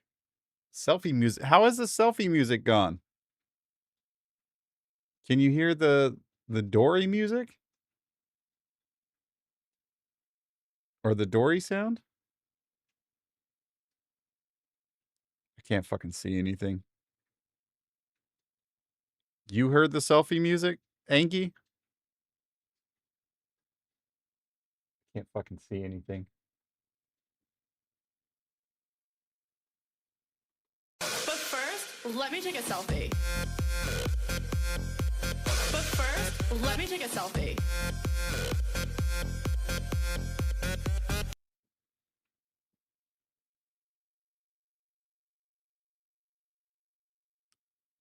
Turn your volume up.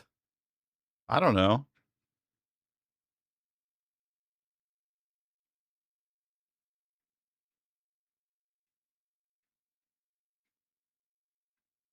I get it. I'm loud. You turned me down. Okay. I think Yuki went to bed.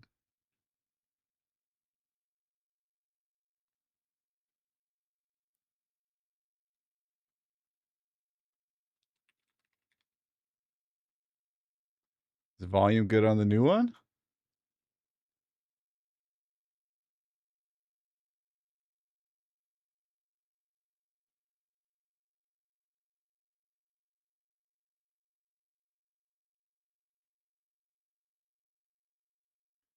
Ridge 6, that is correct.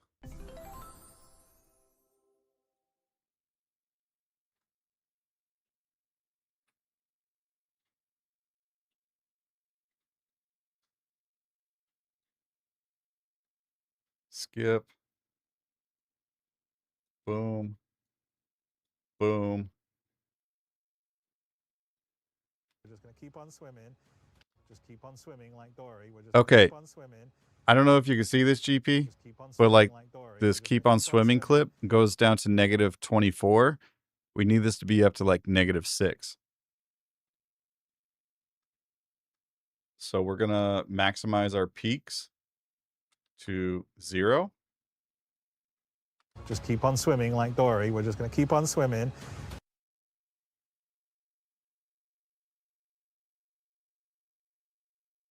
I mean, yes, it is improved. Just keep on swimming like Dory. We're just going to keep on swimming. But that is getting it to around -6 dBs is probably where you want it to be at.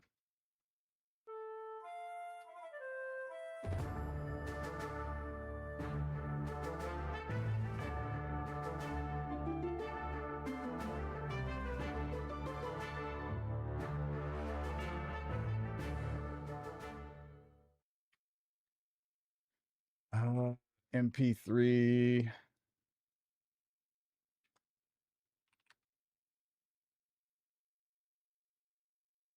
I can't freaking read anything.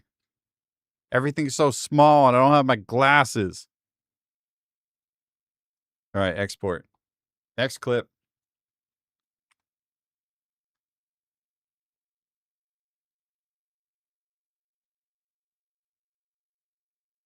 Boom.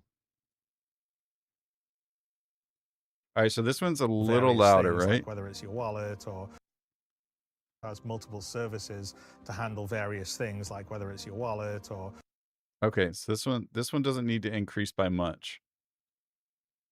But we are going to normalize peaks to 0 on this one as well.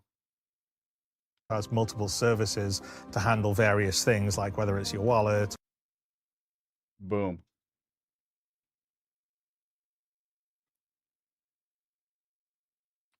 Handle your wallet. Export. Try my best, boss. All right. Oh, it's time. It's time. I can see clearly now.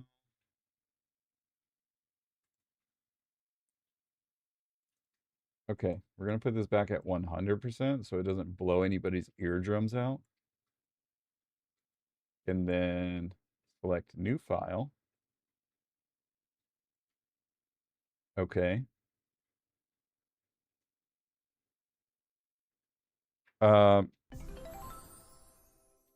Somebody redeem it now. Somebody redeem the keep swimming.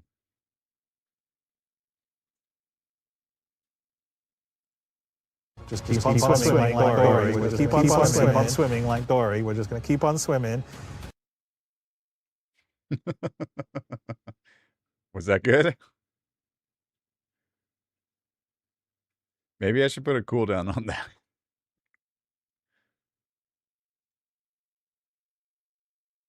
Okay, next one. This one's going to be... Just keep on swimming like Dory. We're just going to keep on swimming.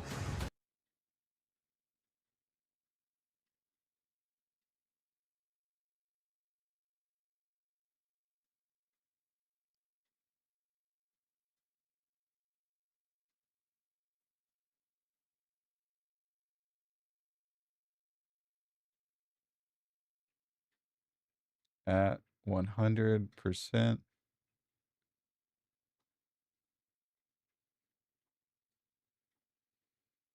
Okay, add redemption on Twitch. How many redemptions can I have, by the way? Anybody know?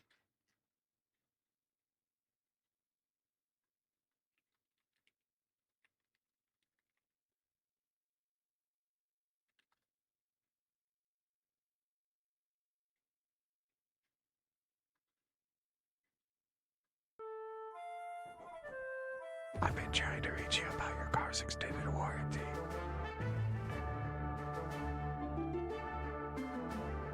Has multiple services to handle various things, like whether it's your wallet or...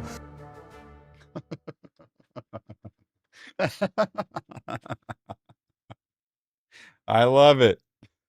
Has multiple services to handle various things, like whether it's your wallet or...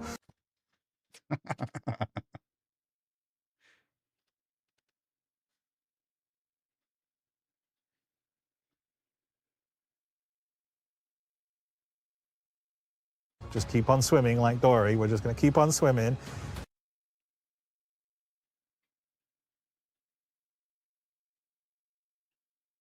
Oh, absolutely could have been worded differently. To handle various things, like whether it's your wallet or...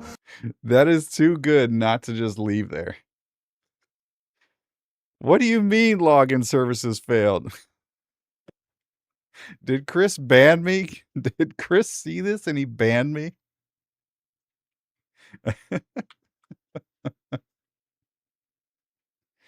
Oh, man.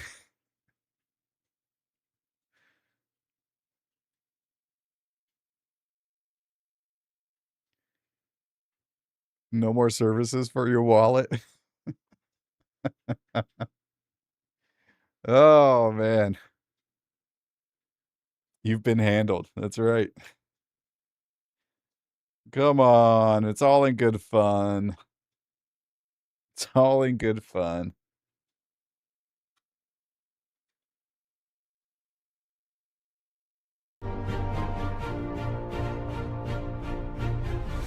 We got in this time.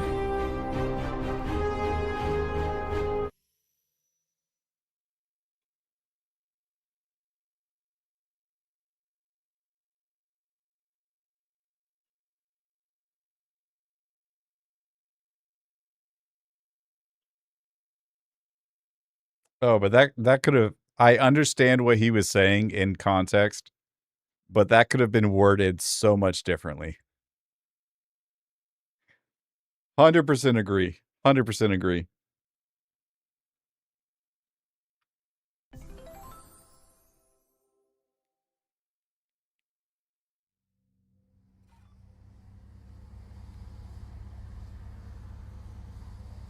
Yeah, bro, go ahead. It's free to the public. Like, the fuck am I gonna do? Has multiple services to handle various things, like whether it's your wallet or... Do you want me to send you the louder ones, JP? I mean, GP? Holy cow, I'm getting my names mixed up now.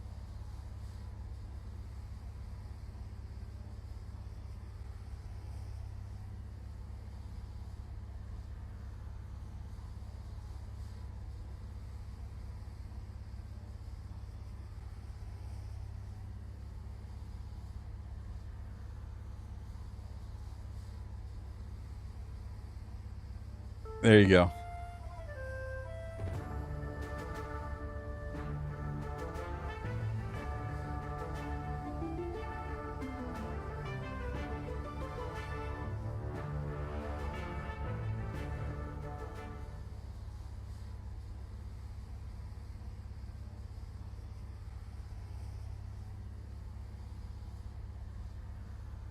Ridge 6, I see your post.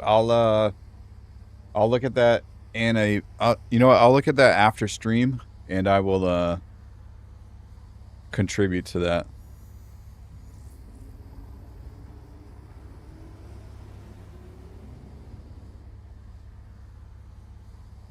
We need to go mine something.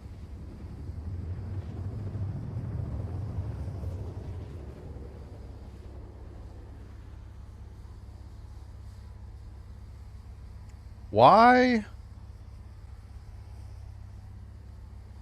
Oh, it is showing. Just no people lurking in YouTube again. That's all. Never mind. Disregard. I thought I was missing messages.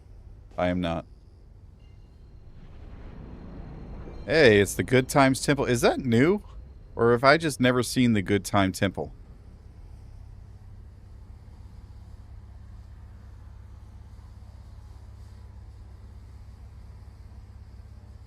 Anybody know?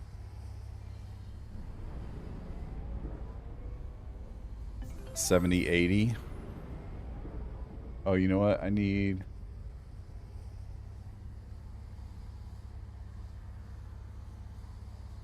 $70.80. That's barrel, baby. It's a strip club? I believe that for sure.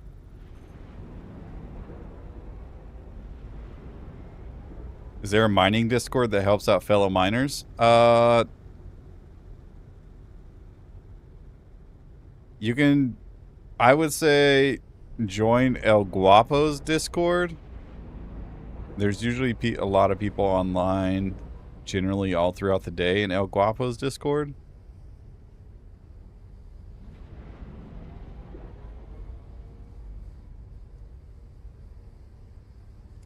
Let me see if I can find it.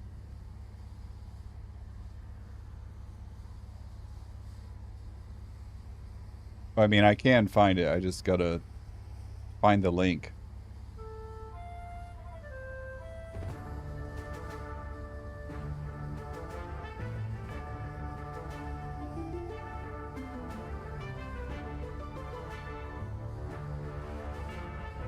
El Guapo's Discord.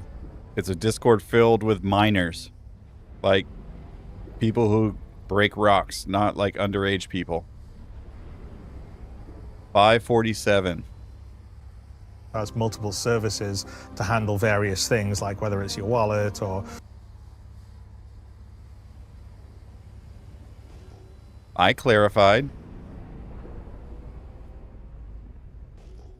Hopefully nobody clips that out of context.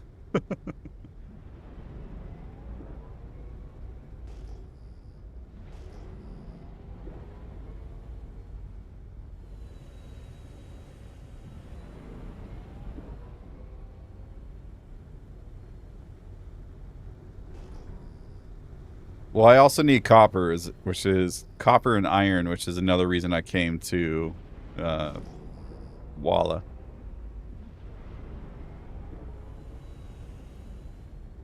No, nope, wrong one. Wrong one, JP. Wrong one.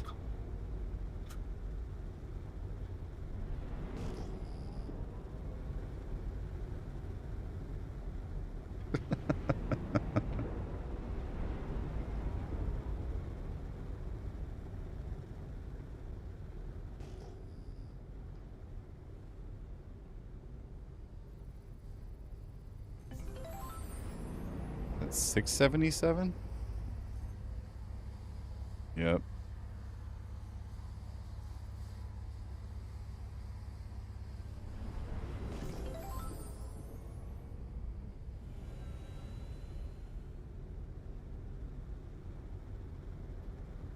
Six seven.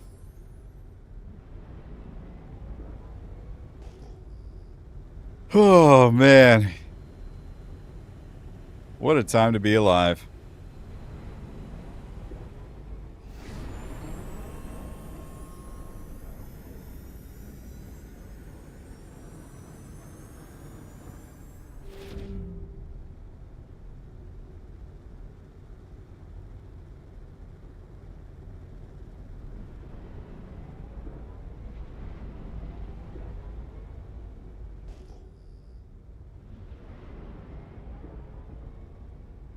Ooh, Laranite.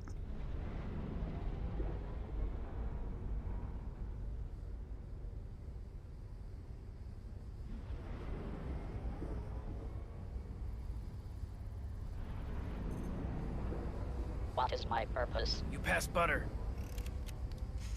Oh my god. Oh, my stomach's starting to, like, cramp up from laughing so hard.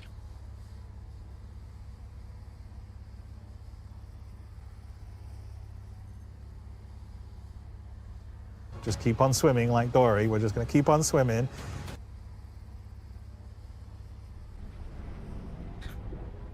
God. Chris, why did you have to say that?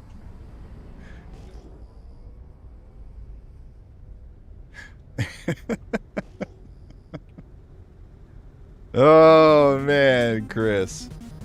Oh, we got a boss fight? Hell yeah. Has multiple services to handle various things, like whether it's your wallet or...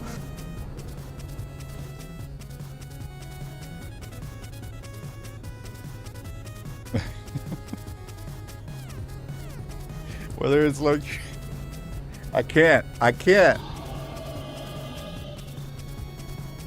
It's too funny.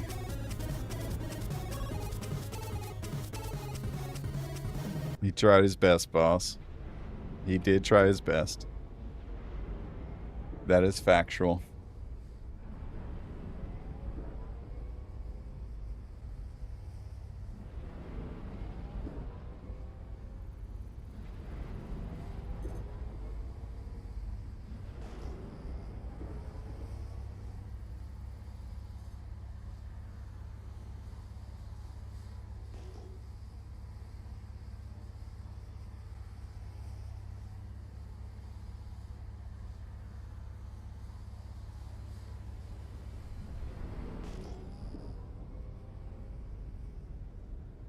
Oh, man.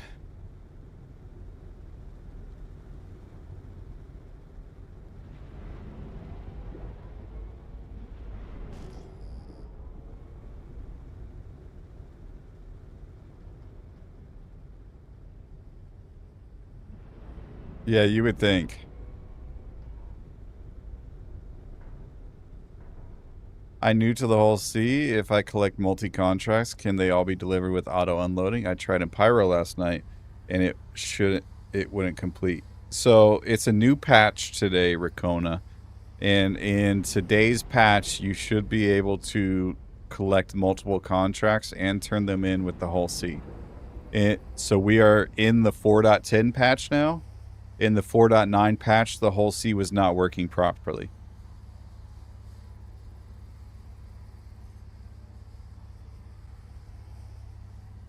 Okay, see you in a minute, Angie. Love you, bye.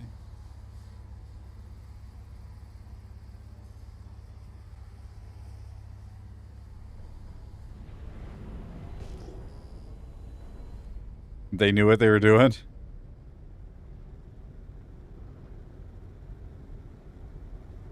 Giving us content. That's what they were doing.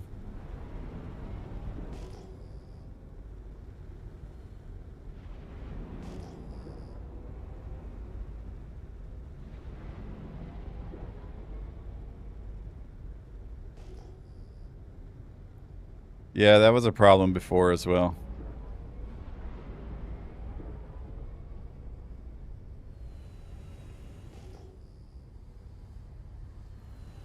Oh, yeah, you're in a different country. It is still the same day for me. So you say last night. I was thinking it was yesterday. There's an issue where all your cargo is being loaded on the same spindle, and potentially it won't unload properly. You might have to do just one mission at a time to have it unload properly, unfortunately. Yesterday was 4 minutes ago? Oh, no. Yo, can I get some iron? Does iron exist?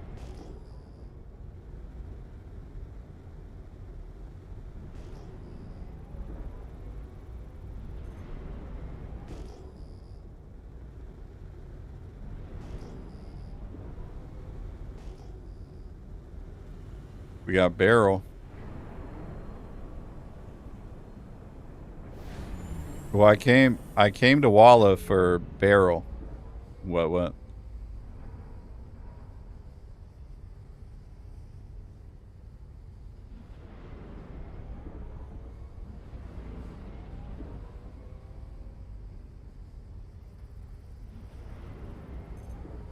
But everything I've seen so far has all been laranite and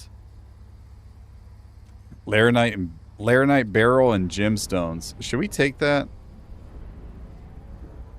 That's 8 SCU, 6%. No, we're not going to take it. We beat the boss. Hooray! Somebody asked me my thoughts on the roadmap. It was very, very informative. I appreciate the information. I think it's cool that they're planning on getting all 3 planets out instead of just one of them. That is something that they promised us initially, is that all 3 planets would come out in Nyx at the same time as Planet Tech V5. So I'm glad they saw that reaction from the community and they decided, hey, we need to get our asses in gear and actually like own up to that.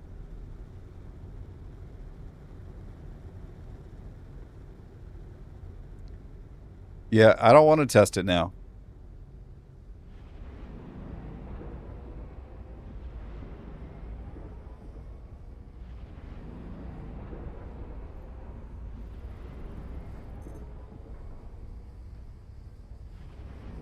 But I am excited for it. I am excited for it to come in and excited for it to work. Because with the introduction of Planet Tech V5 that introduces biomes, is Nyx 1 and PTU now? No. Hey, we have copper. Maybe it was copper that was on this planet, not iron. I think PTU was shut down, actually. Yeah, PTU was shut down.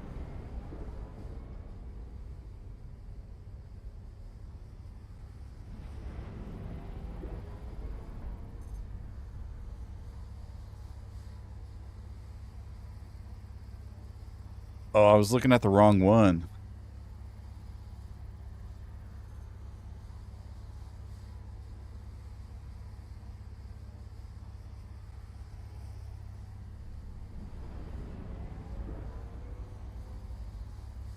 $593, $742. Is that $855? Holy cow, it is. Ladies and gentlemen, we got him. We got him. All right, we're missing. We got one piece of the puzzle, potentially. Pending we don't crash. Got another boss fight?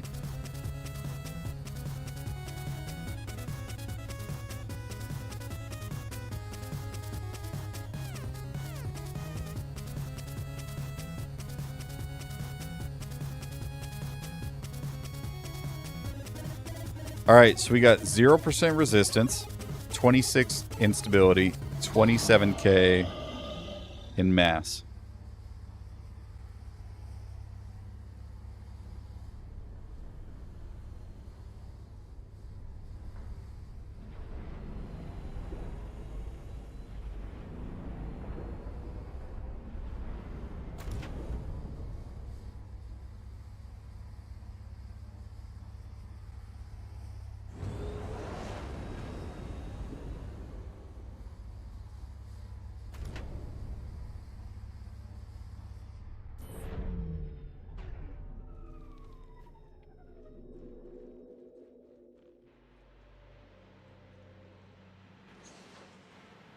All right, let's...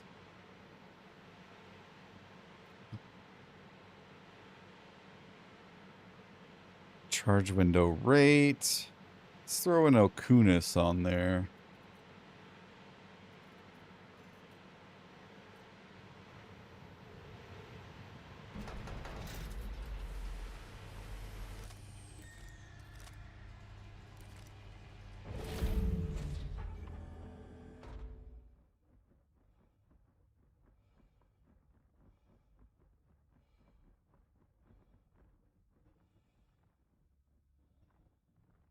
There's only like 2 SCU though. That's all I need.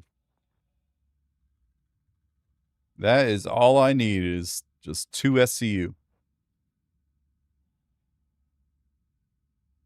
And that's the thing with crafting though, is like all you're going to get is these smaller quantities of materials. Like you're not going to get 50 SCU out of one rock.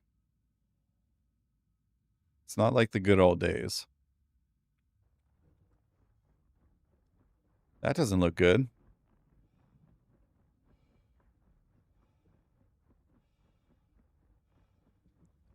Why you always lying?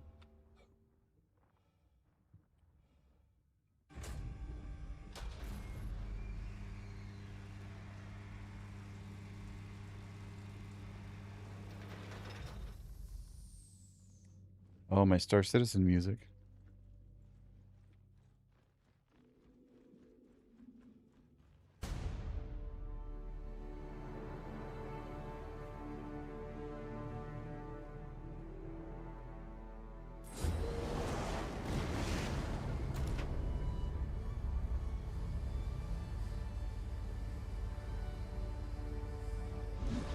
Yeah, it does not take a lot. And besides, I need this copper for the modules, like the mining modules. I don't need it for anything else other than that, as it stands.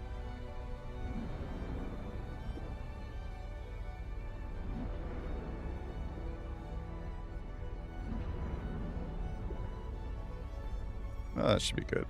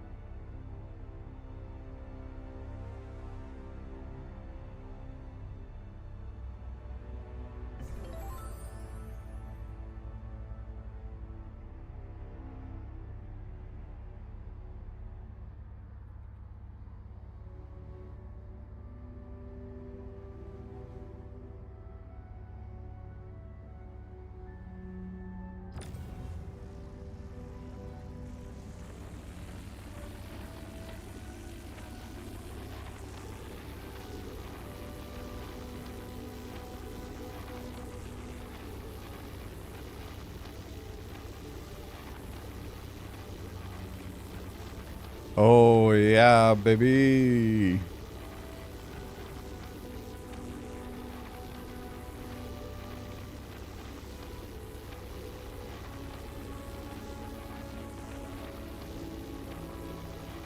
I need to start going to get SAD from QV sites for better heads. Oh, it's so wonderful having crafted mining heads. Bomb Squad, you need to. You got to do that. You got to.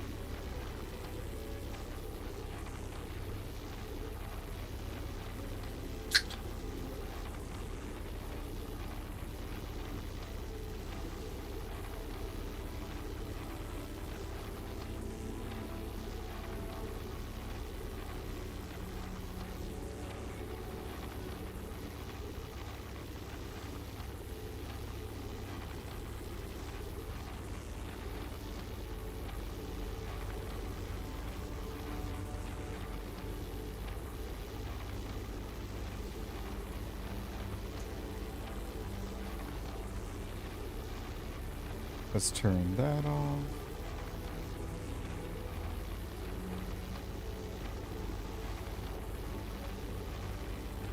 Oh, well, well, well.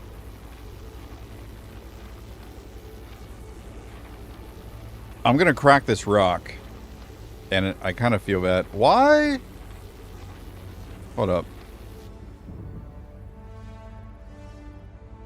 The optimal line was not in the green zone, or the laser intensity was not in the optimal zone, but it was going up.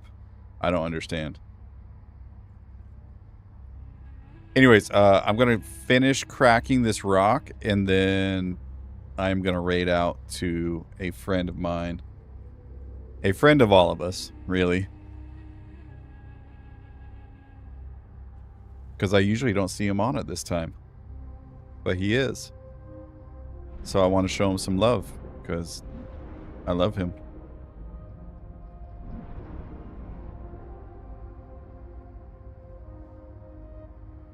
Good person. Good person. Fellow. I say fellow. Never mind. Not fellow. Australian streamer.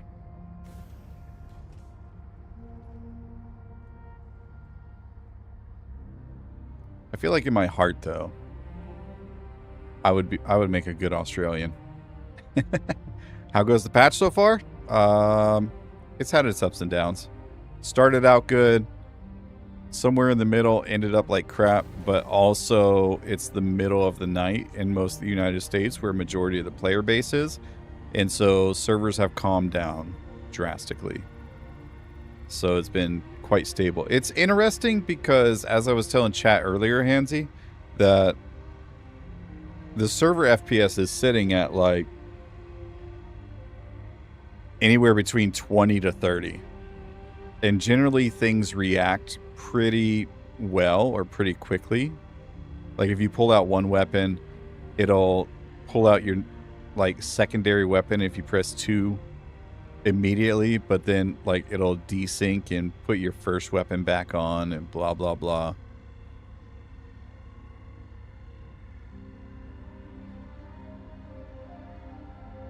But today, it wasn't doing that. Instead, what was happening was it would... what was happening is it would just be super delayed.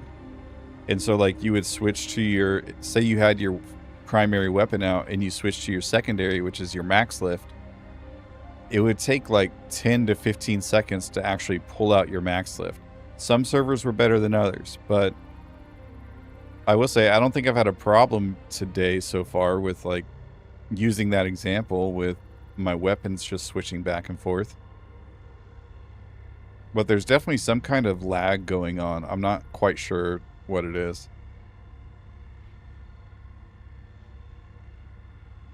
Actually, the FPS combat I did today was actually quite good. But again, like, there is a delay. So, I mean, if you're okay with the delay, that's one thing. But, like, if I were to, like, fire my weapon, for instance, that worked instantly. No issues. I was able to kill NPCs, no problem. It was, again, just, like, switching weapons. It might take a little bit. But then again, there's also some servers that are good. There's some that are bad.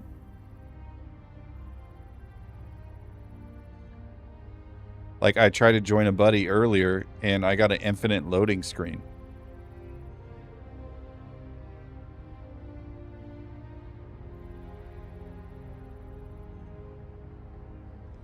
$3.59.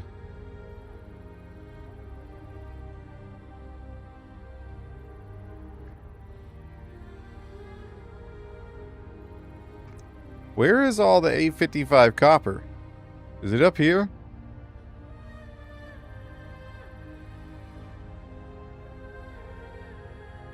Why can't you find me? I don't know.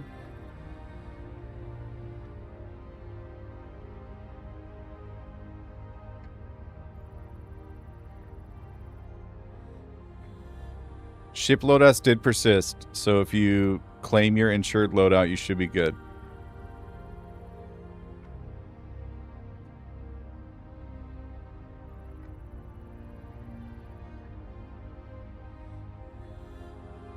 It's interesting that you said that, though, GP, because I just saw a shadow fly by.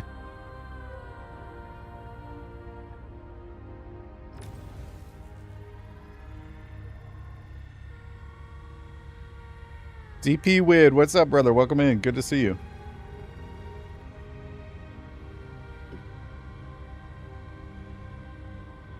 I was happy to see the pips fixed on the Polaris as well, my friend. You just gotta look, DP. You just gotta look.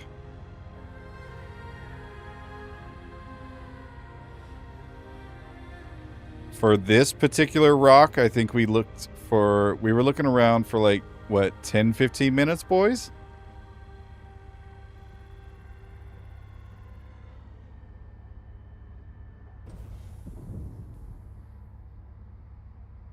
This one.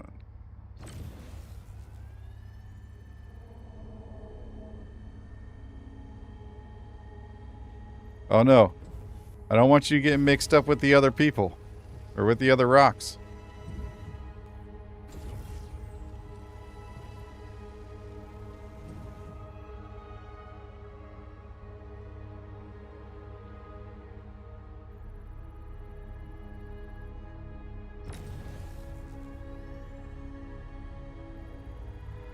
Twitter moment? I don't understand.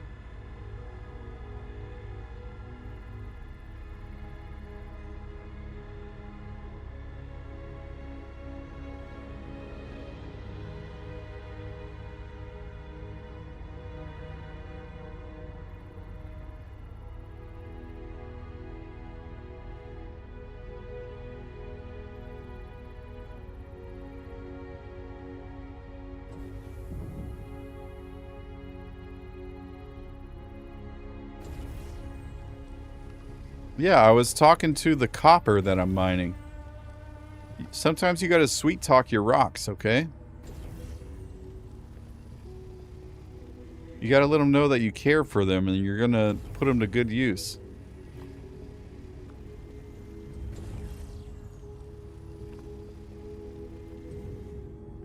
Okay.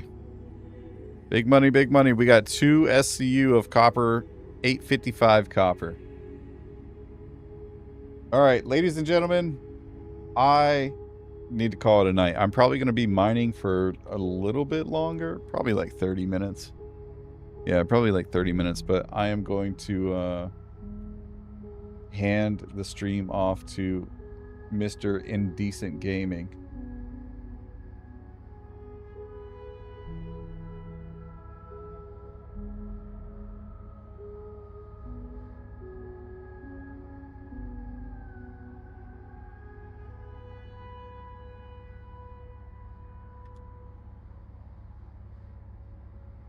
So yeah.